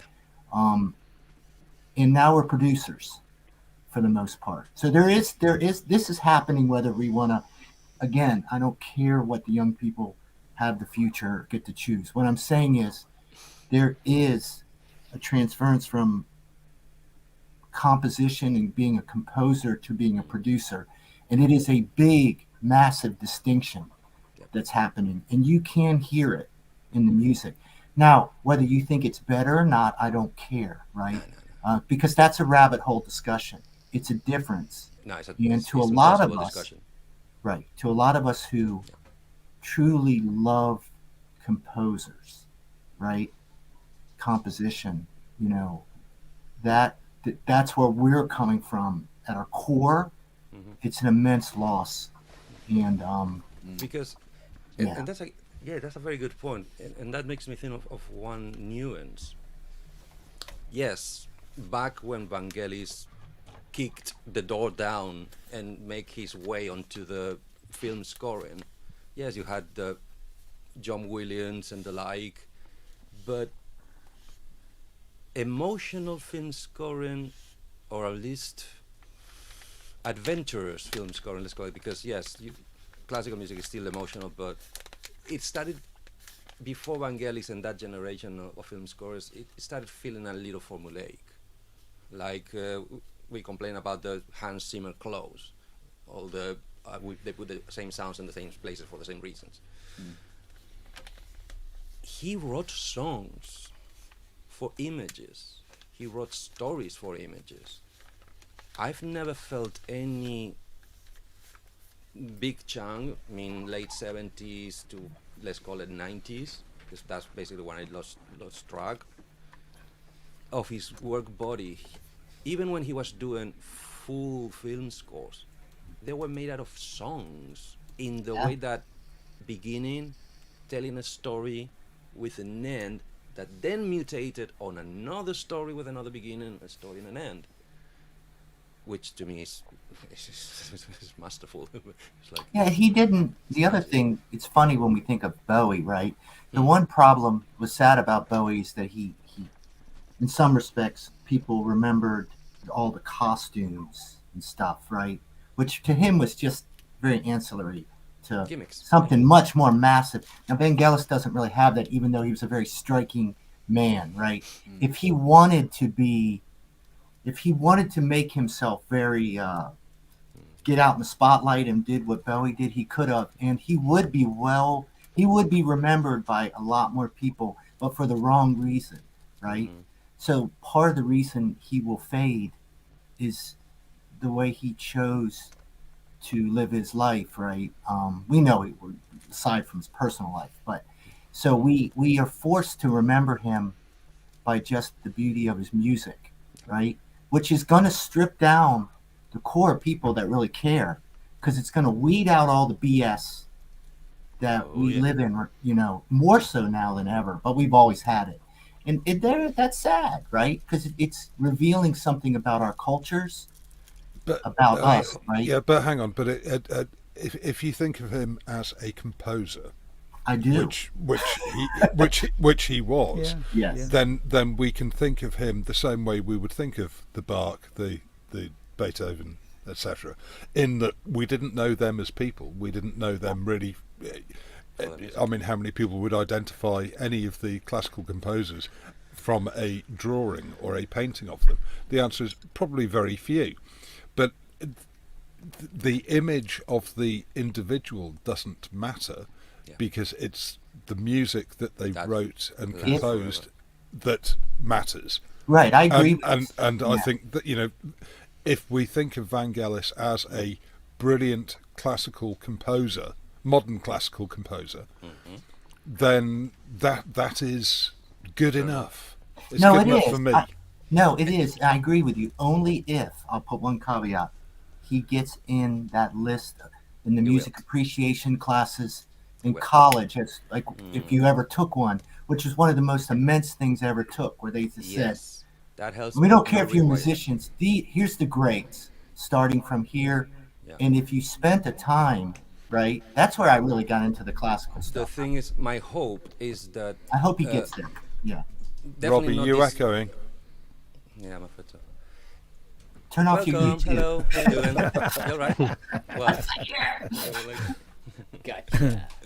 All right. So, my hope, and something in my guts tell me that I'm right, even when I'm wrong, but I think I'm right, is that maybe not this generation, maybe not 2030s or 2040s generation, but some trend in 2050 will dig somebody's collection of MP3s and find accidentally his work, Polestar, and go bananas about it.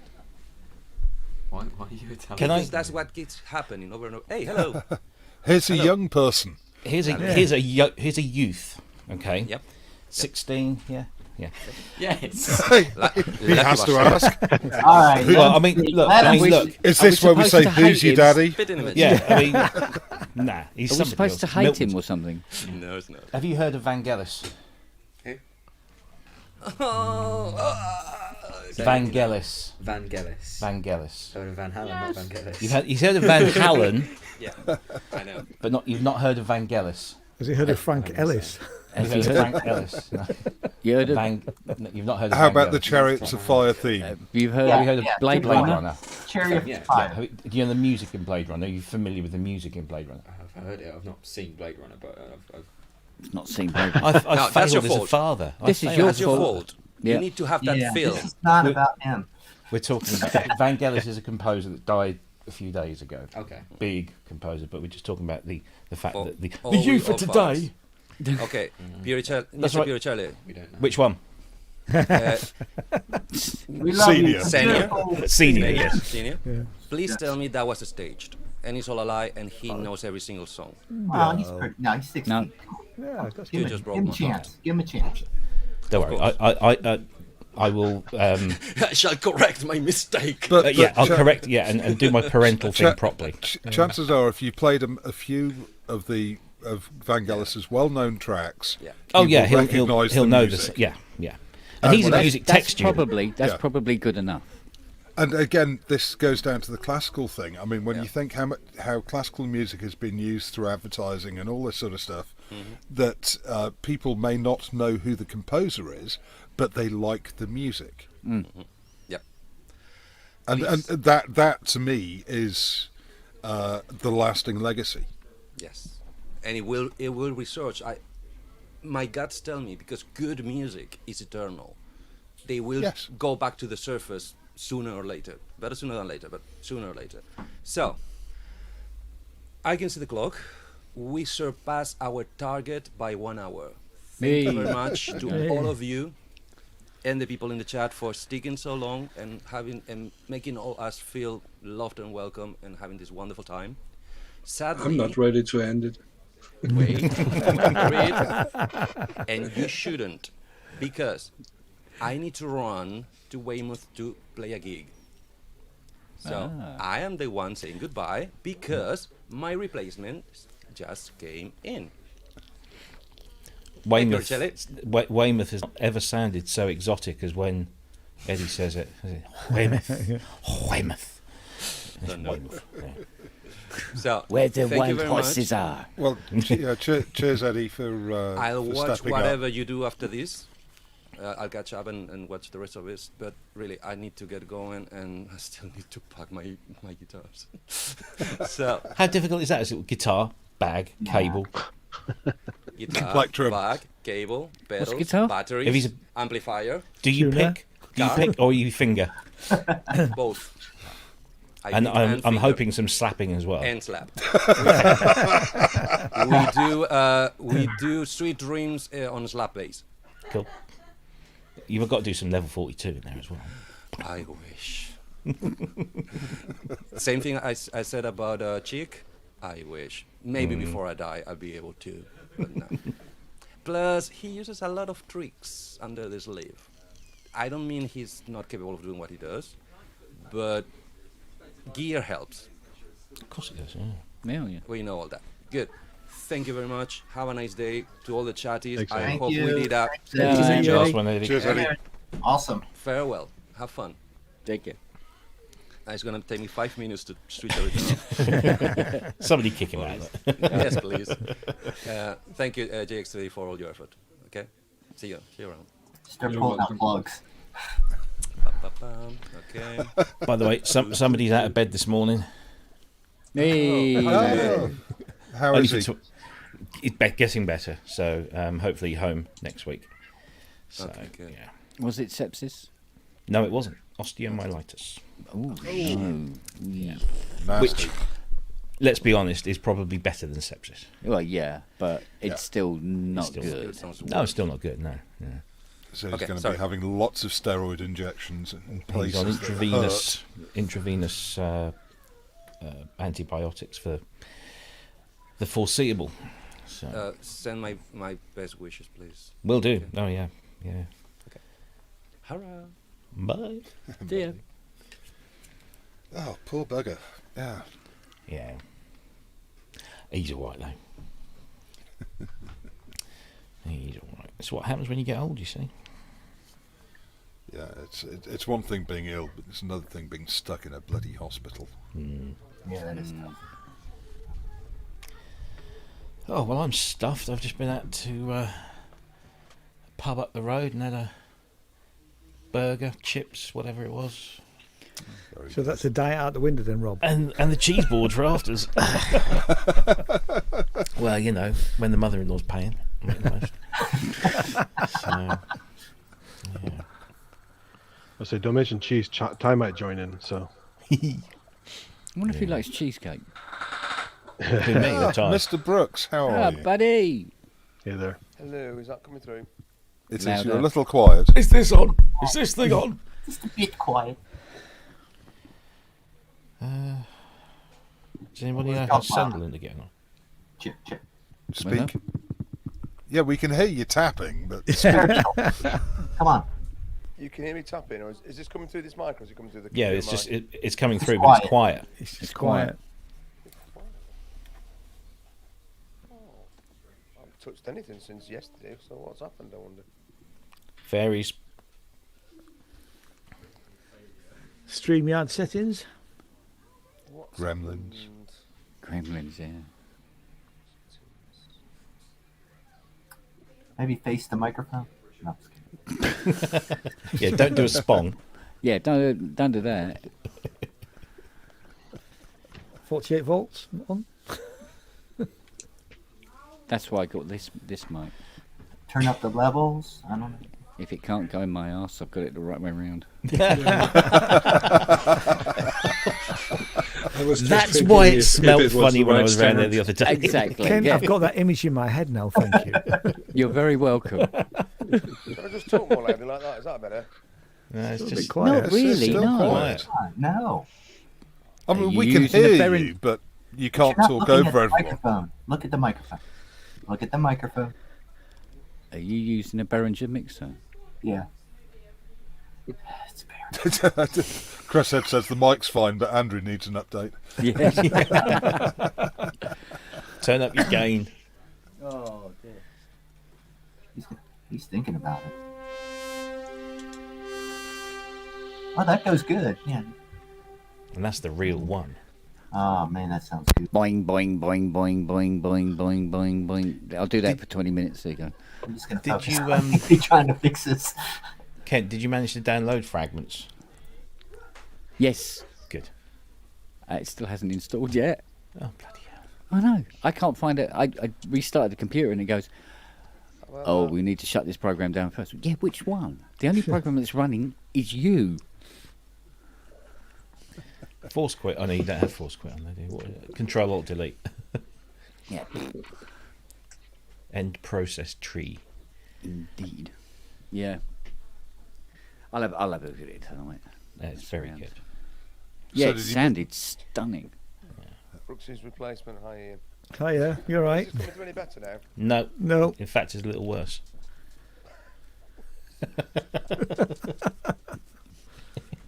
Did you meet up with Grace earlier? I have no idea. Oh dear. Wow. That went in through one ear and out the other. Well, he's working. He's thinking about it. Yeah, we can hear you. You're just quiet, Andy. You just have to shout, Andy. Very, very quiet. Can barely hear you. How about that? No, Yeah, still quiet. You're still very Still quiet. not working? Yeah.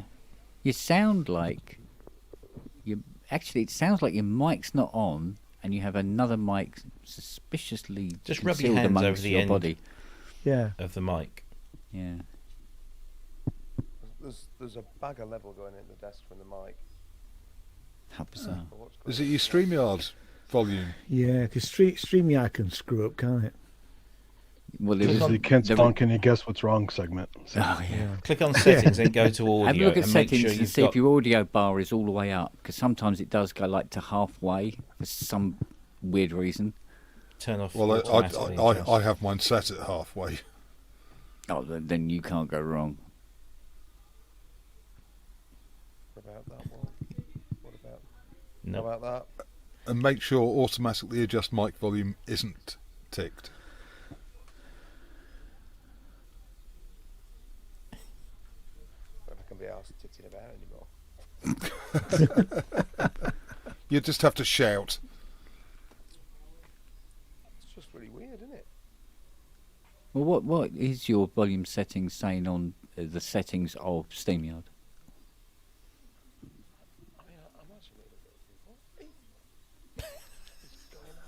But you can do so many languages. What about sign language? Yeah. Try something more abrupt that we can hear. He's not quite. He's just far away. I still don't get it, Ted. You see, Dougal, this cow.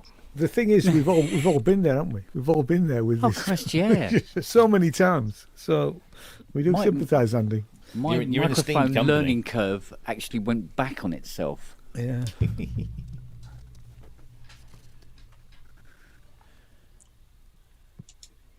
Oh, it's getting I don't know serious now. whether He's taking his headphones off. Yeah, I don't know. I don't know if putting the headphones close to the mic works.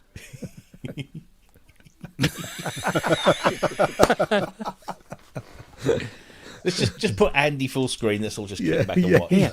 Now he's done that, we might be able to hear because he's put the headphones on the microphone. Yeah, if he's full screen, we can lip read, can't we? We can hear what he's thinking. Martin Lewis never has this issue when he's doing his live streams. No. Be a nice feedback loop if it's loud enough. Who's good at lip reading? Might I suggest reboot? Have you tried turning it on and off again?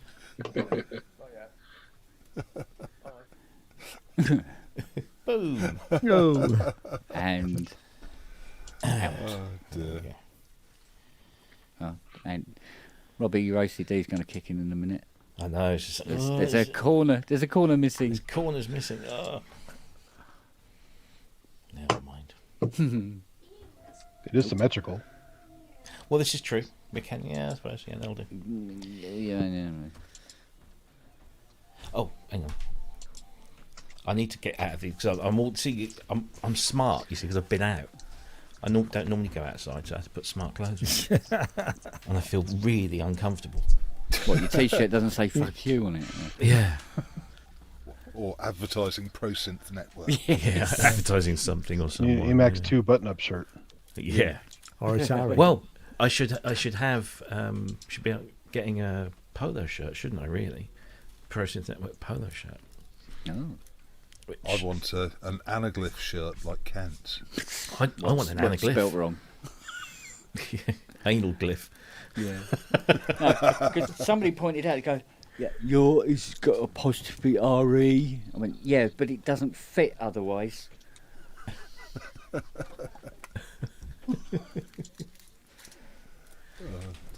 dear. Someone overdub Andy. In a annoying high pitched girl's voice.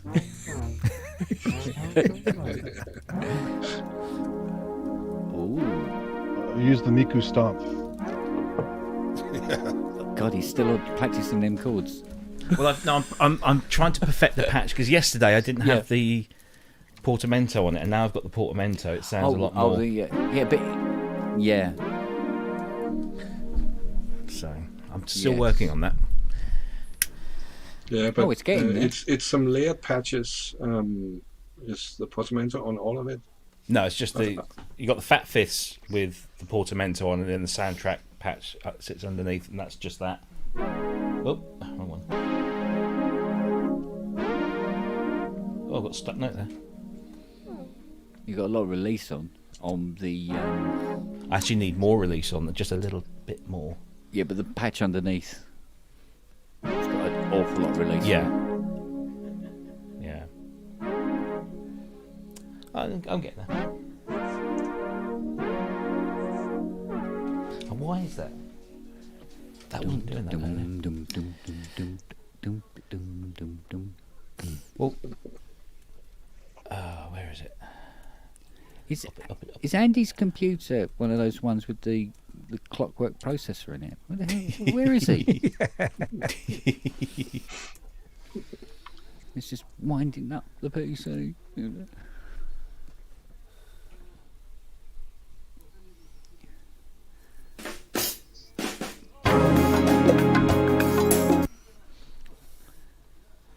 Did you hear that, by the way? Yes, we did. Yes, very much so. One question for SAS Squash. Yes. Will you ever show your face? Good God, no. Don't. No, honestly, you don't want to see it.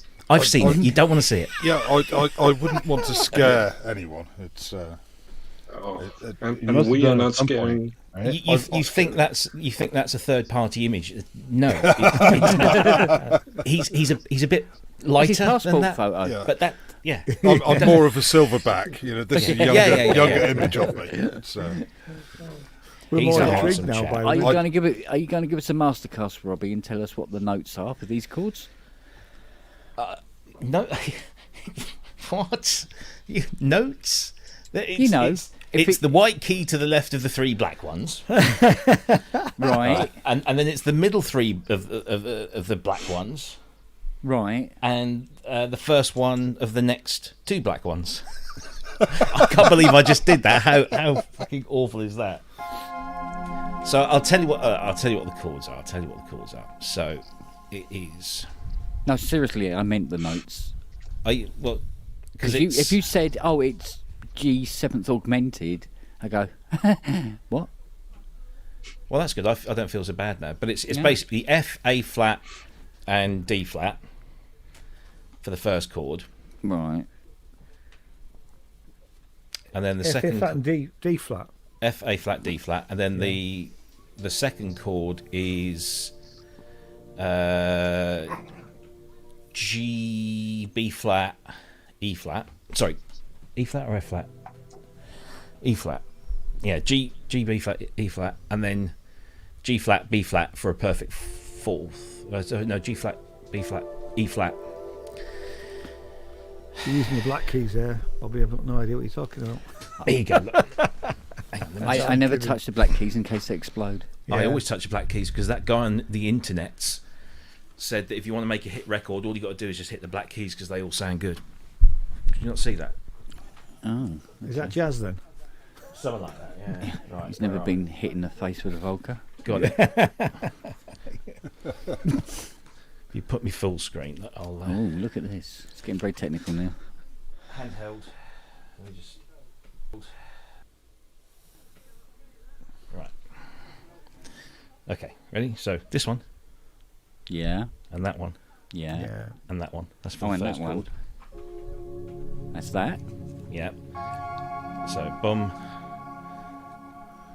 What am I saying? Yes, so bum bum bum. That's the first chord. You see Right. My fat hands in the way. The second chord is basically just shift up a semitone, so it's that one, Yeah. that one, that one, and then all three black keys. So this one, and then these two. Yeah, and then a perfect fourth, which is this one and this one. And you really don't have to move around a lot, which is why I can play it. It's funny how it sounds. It works with that patch. It has to be that patch because it adds in those extra notes because the Fat Fifths patch is one oscillator is tuned a fifth higher, so it kind of gives you that extra note, so to speak. So. Oh. No. Upper semitone. Upper tone.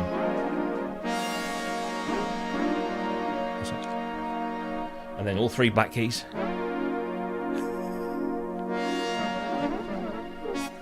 And then the perfect fourth.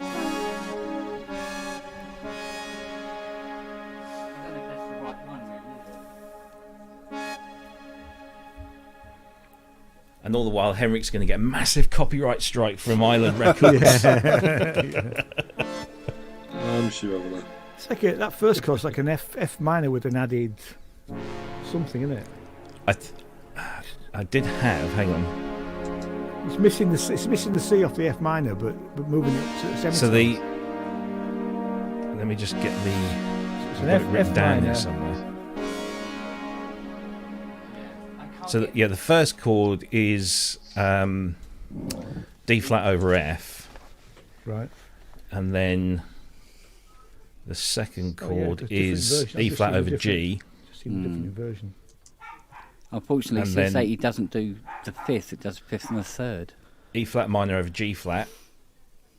And then the fourth one is A flat perfect fourth. Right. Listen to me like I know what I'm talking about. Yeah, impressive. We're going to get Ty popping up very shortly, aren't we? Yeah. What? No, he No, can't. no. That's a really Andy good impression. Richards. I've Andy been Richards working on it. transcription. You can't argue with Andy Richards. I need to extend the release on that. Where are we? No, wrong one. And this is all using Roland Cloud, by the way. The JX8P Xenology. Nice. How much is the Roland Cloud? What? Well, it all depends if you go monthly, yearly. Okay, so let's say, argument's sake, I'm a forgetful bastard yearly. Ultimate yearly is £187.50p, thereabouts. Sold. Yeah. Do you know? I mean, as much as I complain about the Roland Cloud Manager, that is the only bad part about it. Is the Cloud Manager. Yeah. Oh, he's back. Right, has that worked?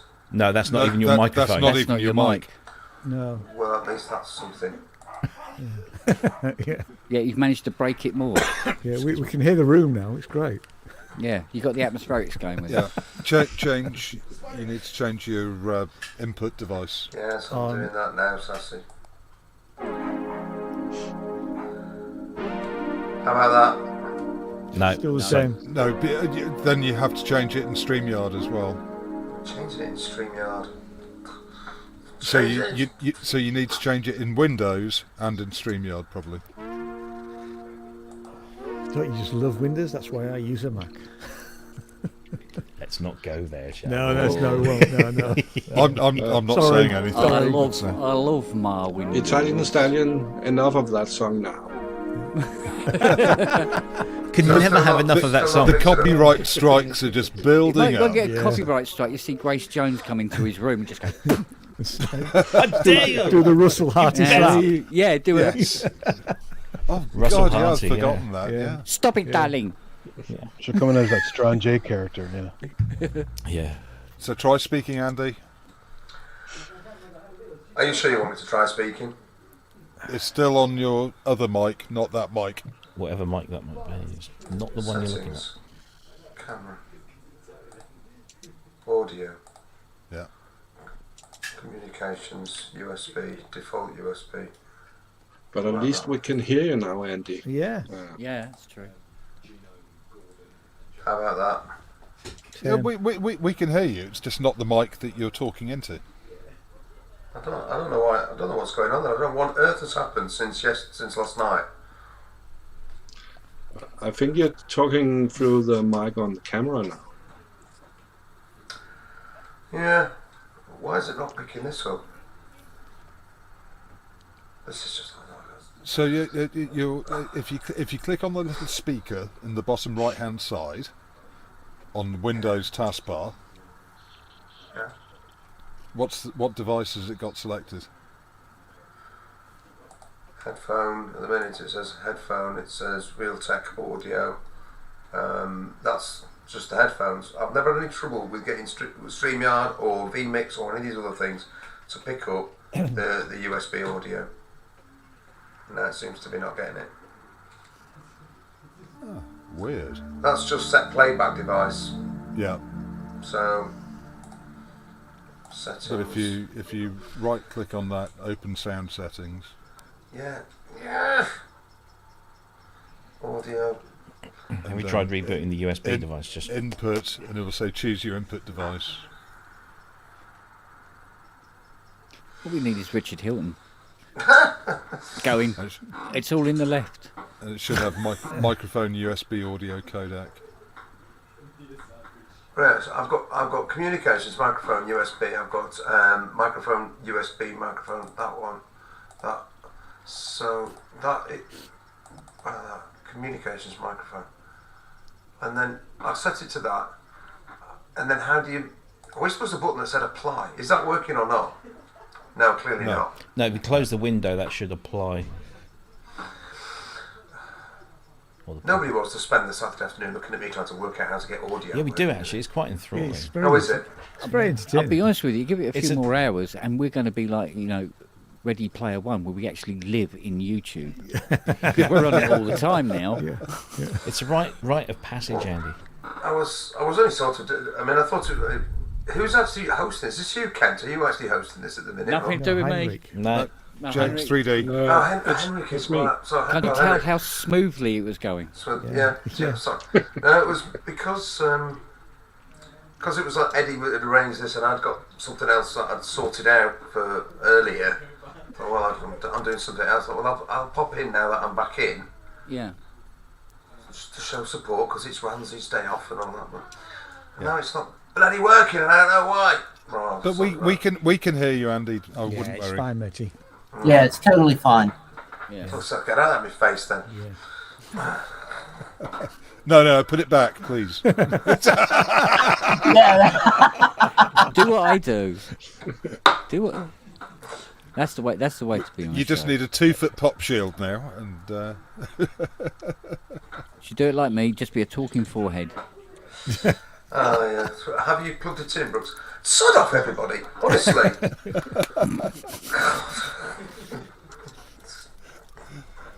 trials and Thanks, tribulations. Prom. We love you too. It's almost as though any of us know anything about music and technology. I think we're all learning from each other, aren't we? I'm looking forward to my jam later on with Grace, because that'll be another instance of trying to work out how to do something with something you don't understand. Oh yeah, you need to start learning how to use that controller to your left, don't you? I know. I can do patterns and stuff like that. It's no. Yeah. So I'm yeah. Oh, I don't know why I'm talking to this. It's sort of psychological, isn't it? Yeah. I have no idea. No idea. Yeah. I thought you were meeting Grace this morning. I didn't realise it's later. No, so getting back into Sheffield this morning, then wanted to go and do some gardening allotment stuff, which is, I think, a way of sort of just switching the world off, which is lovely. So now I'm going up for 6 o'clock.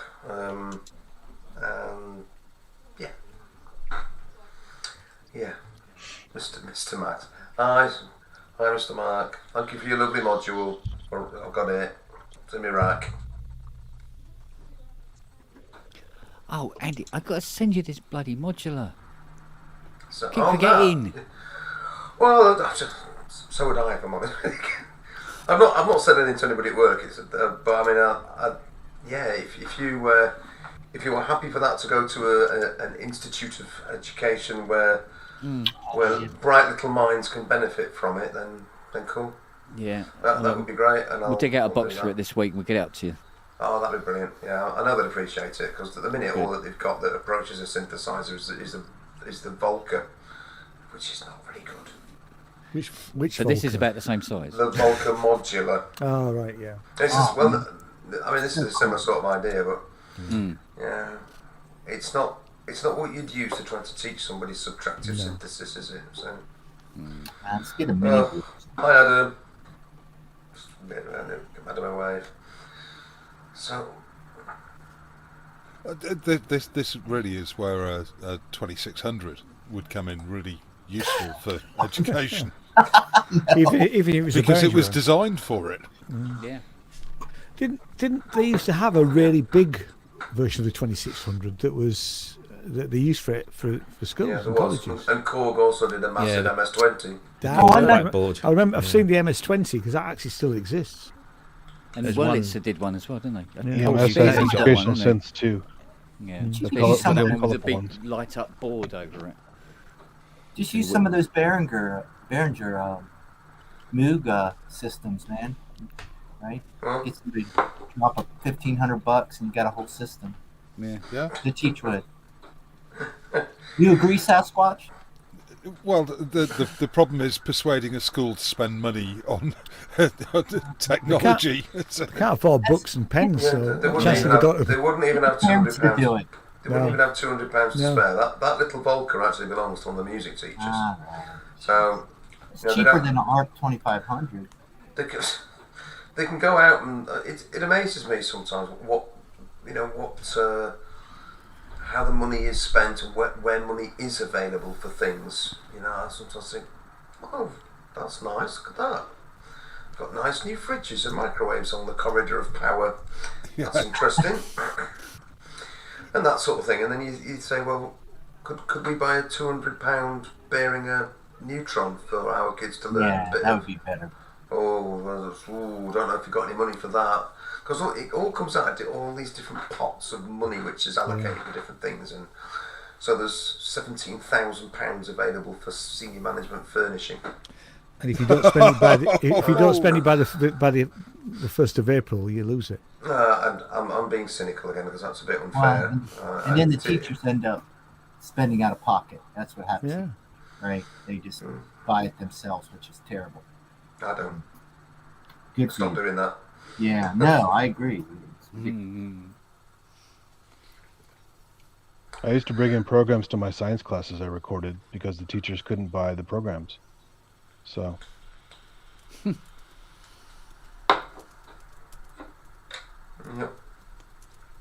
Nope.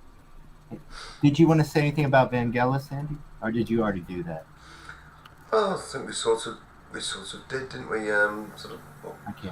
Yeah. I think it's hard. I mean, unlike Kent, I wasn't as big a sort of fan. He wasn't as big an influence. I've got plenty of Vangelis albums back there, and so yeah. But it is always sad when these things happen because you just think there's another one gone. So we've had Edgar Froese and now and Florian Schneider and Klaus Schulze and now Vangelis. It is. Yeah. Books and pens are overrated. Nah, thanks, Adam. You can be in charge of school budgets for next year. They'll love you. Every kid gets an Etch-a-Sketch. The biscuit budget for the staff room is only £5,000. I wish we had £5,000 for biscuits. That'd be nice. Oh, that's what I want, is a biscuit budget. Yeah. Biscuit. Oh, that sounds nice.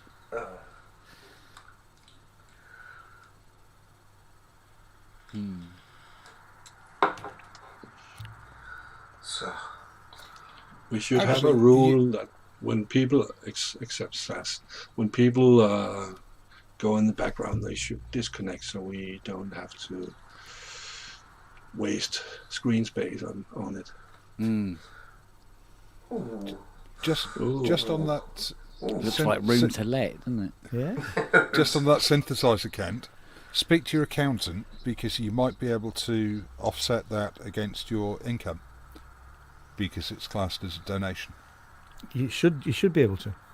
So yes, speak to your accountant. donation to education. Overvalue the synth. Oh yeah. And full retail at plus. If you have can. it offset against your income. Yeah. Do you think the inbound revenue watch this stream? All documented on the show. I mean, Kent, you're not a limited company, are you? No. Because on our limited company returns, we can actually we can anything that's a charity donation, and that technically all it's to school is a charity donation. Oh, okay. So you'll be able, and you will be able to, it will be able to offset it off your tax. Although I know nothing about accountancy. Yes, this is not advice other than speak to your accountant. Yeah, speak to your accountant. I do my own accounts because for the first 3 years we had an accountant who kept getting bits wrong, and I ended up having to sort of try and sort that out. And I thought, well, actually, I can sort of do what he does myself. I just, I'm giving him all the information, and he's not really, Yeah. Yeah. It took probably a couple of years for me to sort out the stuff that he'd missed by then telling, tax office and the tax people that, oh, the accountant didn't do that last year, Yeah, and as far as the tax office is concerned, it goes, we don't care, it's your fault. Oh, yeah. Yeah. We've been down that road. Yeah. Usually the inland revenue are quite helpful though about trying to sort these things out. They've been, whenever I've spoke to them, and the VAT people actually, they've always been really, really helpful. Yes. Yes. When we took over, when we started Sinners Music and we had the music shop, I made a cock up on the first VAT return, and I rang this lady rang me from from the VAT office, and she said, "Oh well, if you send me what the spreadsheet you're using, I said, and she said, oh well, it all looks pretty plain, but I can see exactly where you've made the mistake." She says, "I'm going to have to." She says, "I'll warn you now. I'm going to have to send you a nasty letter, but don't take any notice of that. That's not what we're. But I get it, and it all looks fine to me. And that was sort of really, really reassuring. Yeah. I used to hate doing VAT returns. I don't mind it. I mean, I've actually I've got accountancy software now, and I went through my youngest son works in the city as an investment. He's not. I was going to say banker. He's not a banker, but he runs an investment company, and he's really, really good. So if I've got any real problems with accountancy, he's the guy that I would send it to. And he was home at Christmas, and we went through it. We used the software, and for the first time, I tried to use the VAT part of it, and I would have had a £2,000 VAT bill, and I knew it was wrong because we haven't sold that much, and I ended up paying about 40 quid in VAT. After what we bought a load of stuff before Christmas, so we were back to square one with that. So I'm back to using my old system, which is a spreadsheet and double checking everything, and it works fine. Takes me 2 or 3 hours every quarter. Yeah. I mean, if you get something like Sage set up properly. Yeah, exactly. This isn't Sage, but it's just you have to put a lot of time and effort into you do, to get it right in the first place. Getting everything right. Yeah. I always love the Mike Python sketch about the life of a chartered accountant. So I don't remember that one. I know quite a few accountants. So, yeah.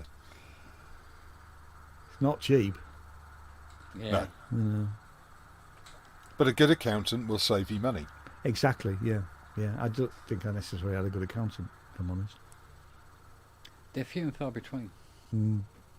Because I mean, you can be an accountant and not be a good one. There's no way of telling. Yeah. If it wasn't that I had Josh who I could talk to about this sort of stuff, and he's not a chartered accountant, but he's studied higher up the chain than that, and he does his own accounts for his investment company, so he knows what to do, Yeah. So it's always good to have somebody, in your corner who you can talk to about this sort of stuff. Yes. And hopefully it would be a really, really good, trustworthy accountant. Yeah, as long as they don't charge by the minute, like solicitors do. No, Grace is in the chat. Yeah. I better start dismantling this stuff now, then Grace will think I've actually been doing something.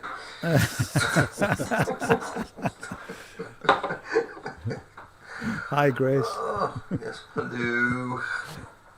See you in a bit. Anyway, I'm going to have to go. I've got to prepare dinner, so Priorities sorted. lovely chatting to everyone, and good to see you, Sash. Or not see you, in that case. Catch everyone See you, Sam. soon, probably. Kent, are you doing? Are we talking tomorrow after Mr. Wiggly? Or I at the moment I really, really don't know. There's a couple of things that may or may not come to fruition. Yes. So you're not going to do an entire week of shows again? Yeah. Do you know what? I was laying in bed last night about 4:30 going, I didn't think that one was going to go on that long. You've got an off button. you can just say, right, I'm going to bed now, folks. Bugger off. That would be all right. Yeah. Yeah, or you just leave us and we'll just carry on talking. No, sometimes there's a good flow going, isn't it? You just let the flow. If it's flowing, let it flow. Anyway, I'm off. Right, Speak to you all soon. We'll Take see care. you over at Cheers, James Dex, 3D. and Dom. Yeah. See you. See you guys. Bye. Ta-da. Oh, I saw Dom put out a general appeal earlier on Facebook. But I'm doing Jamie's tomorrow with Jim, so I thought, well, I can't jump in on that one as well. That would be just people be sick to death of me. So, oh God, him again, right? Did Sass just go? Yeah. Yeah. He knew you were coming back. I've worn my favourite T-shirt for him as well. I've got that T-shirt too. Yeah. I bought it a reason to piss off the locals. Yeah. Because I'm in a real Tory stronghold here. Oh yeah, I'm right in the middle of. You know, my my neighbour's a big Tory. Yeah. So I bought this especially. Yeah, what's our one's Chris Grayling. Oh, him, yes. Failing Grayling. Yeah. We had Dr. Dan Transport Poulter. Secretary. Well, he was a lot of things, and he Yeah, messed he was, every one yeah. single one of Yeah. them. Yeah. Never mind. Have a drink now, so. I We would have been better off with somebody like, I don't know, Harold Shipman. Yeah. For those that didn't see it, I would like to play a video. I think it's this one. If it would play, it doesn't. Hi everyone, hope you have a great week. Sorry I can't do the show this weck. I've got a day off. Oh, hang on a sec, I'm just getting a call. Hello? Oh, yeah, hi boss. I'm really quite sick today. Yeah, as you can tell, I think it might be something. No, I don't know, it's the COVID. Okay, thanks. I'll be at work as soon as I can. Maybe in a few days.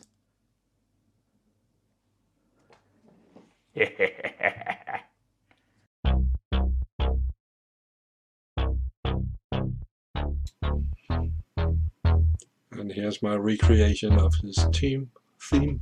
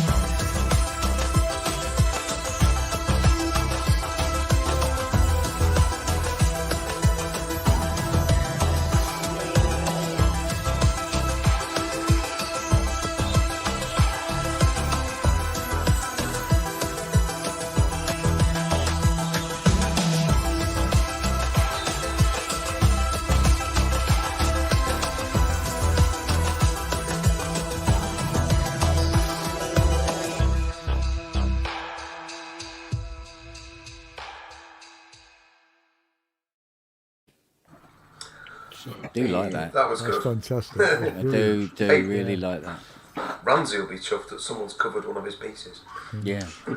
Sweet. He only knew what he was making. He knew nothing about the rest. You wait till you get a copyright strike from Ranzee. Now there'd be irony. Yeah, quite. Oh, exactly. Man, I shut up about it, Rans, honestly. You can tell he was really upset by that. That whole process clearly seriously pissed him off, which you can understand when you think you're doing somebody a favour to be slapped around like that. I thought, yeah. I don't know the background to that, Andy. Oh, well, he showed a clip of some synth that was being shown at a French show. The new Codemo. That was it. That was it. The new Codemo synth, and he was demonstrating it, and he was He's just sitting hanging. It's got all this stuff. He's got all this stuff, and you're prattling on about after. Come on. So he was a little bit critical of the fella who was doing the questioning, really. Yeah. And I think he just reacted badly and has put in a big. He put in the complaints, so he actually got the proper copyright strike from YouTube. What on earth is that noise? What's that? I've had a couple of those, David. You know, when we A little dog bark. when we did 2 years pre-pandemic, because every year we go and do Edinburgh Festival Fringe and we do reviews, and we did a comedian. So we reviewed his show. We used a small clip which he gave us access to, and then literally about a week after we'd done, we gave the show 5 stars, all that sort of stuff, you know. And about a week afterwards, we just got the proper copyright strike, but not from him, from his agent who was in Ireland. And I then contacted him via Twitter and said, look, you know, you gave us access to this material. What's going on? He went, well, as far as I'm concerned, you can use it. And we couldn't get them to actually take it, to actually reverse it. We did try contesting it with YouTube. We got nowhere. And in the end, we just had to accept it was, I think is it 3 months or 6 months or something like that? You've got that copyright strike on you, and in theory, 3 copyright strikes and you're going to lose your channel. But the irony is that I showed the same clip that Rand showed on PSN the same week, and I think the guy, the French guy who was filming it, Les Sondier or whatever his name to handle is, he made a comment on there, but it was nothing to do with the video. It was I think he was just clearing something up that we'd made a query about, but it was perfectly friendly, perfectly nice, and little smiley face and a thumbs up or whatever. No copyright strike, nothing. So it was just odd. It was just really odd that he decided to pick. I mean, like Andy said, it's probably because Ranz said something he didn't like, and it's just weird. And it was mild. It wasn't really that bad. No, I mean, it wasn't. It wasn't. Was it? Andy? Guy's super sensitive. Yeah, it was handbags, wasn't it? Really, but we had. I was fine with copyright strikes when we had Mick McNeil on. We did. I knew that I couldn't play any Simple Minds stuff. Yeah. Because that's obviously going to get struck. What I didn't realise is they also copyright strike you if you show a video. They'll actually, so we actually showed part of the promo for, I think it was Don't You Forget. Was it Don't You Forget About Me? Or anyway, the one where he's playing an emulated 2 on the top of a cliff edge. Yeah. And we were just talking about that, and we played a few seconds of that, and within an hour of the video or the show finishing, Universal had slapped us down for it. Which just all they did was they said they claimed copyright, and so therefore we couldn't monetize. So I then just fired off a dispute and was very polite and said this was shown with Mick McNeil. We were promoting Simple Minds. We weren't showing it for any kind of commercial game. We were just demonstrating blah blah blah. And literally within 24 hours, Universal came back and said not a problem. Lifted the thing. Really? Yeah. And I was just like, wow, Universal. Yeah, I've had massive problems with when I do the audiophile radio show, which is normally just done on as a podcast. But sometimes I'll do like a mixtape version without me, in between, and I have to cut out all the ones that are actually commercially available. Now I get sent stuff from promoters saying, "Oh, will you put this on your radio show?" Now, which is what I sometimes do. If I like it, it's always about but Universal I just have to cut out the videos every time. Yeah. I've had It's ridiculous, isn't it? Yeah. We did again. It was back to the Edinburgh Fringe thing. We saw this. Went to a drumming show where this guy was drumming to a Beatles track. So he's overlaying, and I said, "Can I use a bit of your video just to show, before I actually do the review?" He says, "Oh yeah, no problem at all." Universal. So they didn't just take the money. They actually took it down. Yeah. So we had to then just re-edit without it. And I said, "Look, I'm sorry, I can't use your clip." YouTube system's really flawed. Did you see what happened to Woody Piano Shack? Yeah. That was ridiculous. Yeah. And it was a Roland thing the guy stole, and he got to take credit for it. Yeah. Yeah, it's ridiculous, that. Totally ridiculous. Finally, show yourself. Come on. Yeah. Charlie, come on. Up here. Show yourself to all the people. There you go. Yeah, You go stroke him and he goes, no, no, not touching me. No, just want food. Oh, now everybody else does. Oh, well. No. Hello, Siri. Alice says, oh, hello, Noah. Oh, my phone. Oh, In yeah. the classroom, there's an equivalent of that. It's called, I call it sympathetic bladder syndrome. Yeah. You know, one kid asks, "Can I go to the toilet?" Oh God, go on. And then, well, can I go to the toilet? Can I go to the toilet? Oh. Right. Do they all talk like that in your school? It's mad because I'm here desperately trying to get a copyright strike and can't get one for love and the money. Right, we'll sort that. What should we Thank do? you. Right. Who do we complain to? It's like Fiona said, she goes, oh, she goes, the only way you're going to get one of them is if you learn an Ed Sheeran song. I mean, I ain't fucking doing that. Well, I'm surprised your filter sweeps didn't get it. We got a bunch of those things. I got a stupid one for Kid Rock, of all things.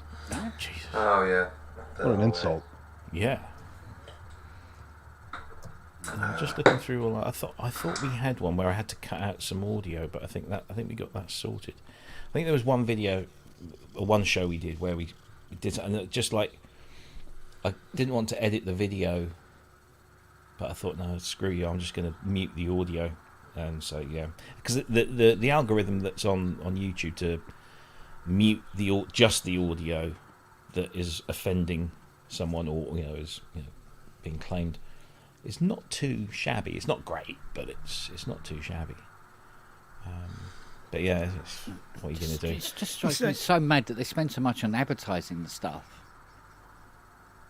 and then when other people are advertising it fucking it all up for everybody. What the hell is that all about? I mean, I don't mind sharing the revenue for playing a piece, for promoting a piece.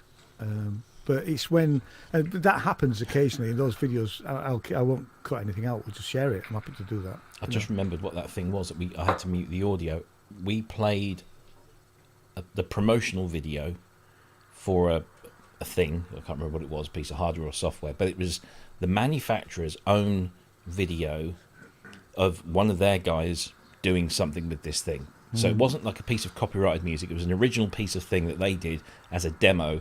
And they struck us down They put a claim in to monetize off of that just because we played like a 30-second. It's their flipping promo.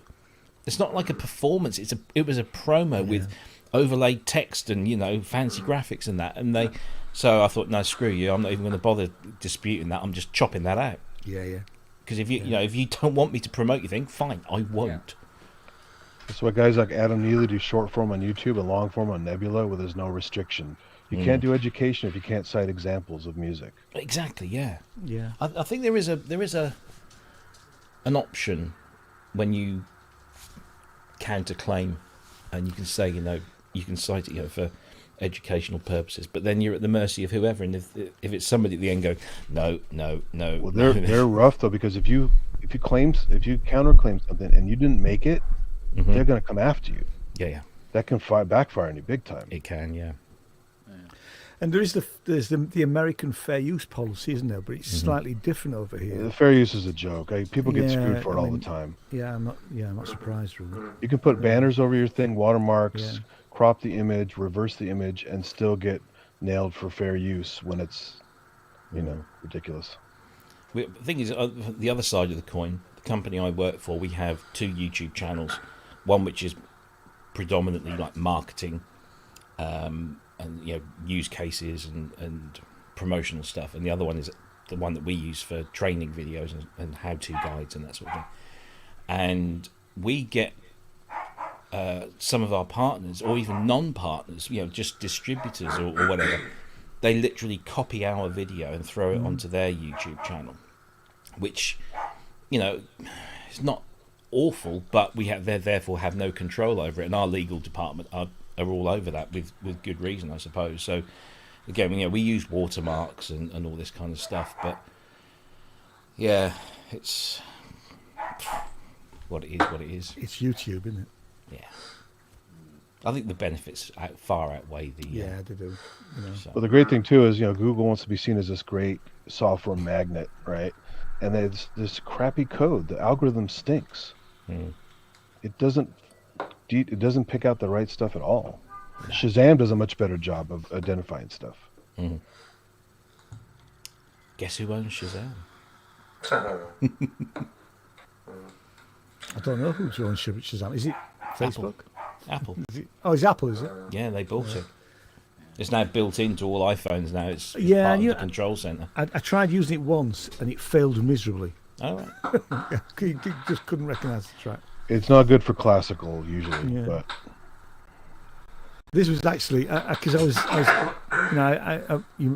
some of you may have seen I bought the reel-to-reel player and I was going through all these tapes and I found a tape of me playing songs in 1984. It was in a duo, and I'm using the DX. No, I wasn't using the DX7. No, I was a Poly 6 and a DW8000.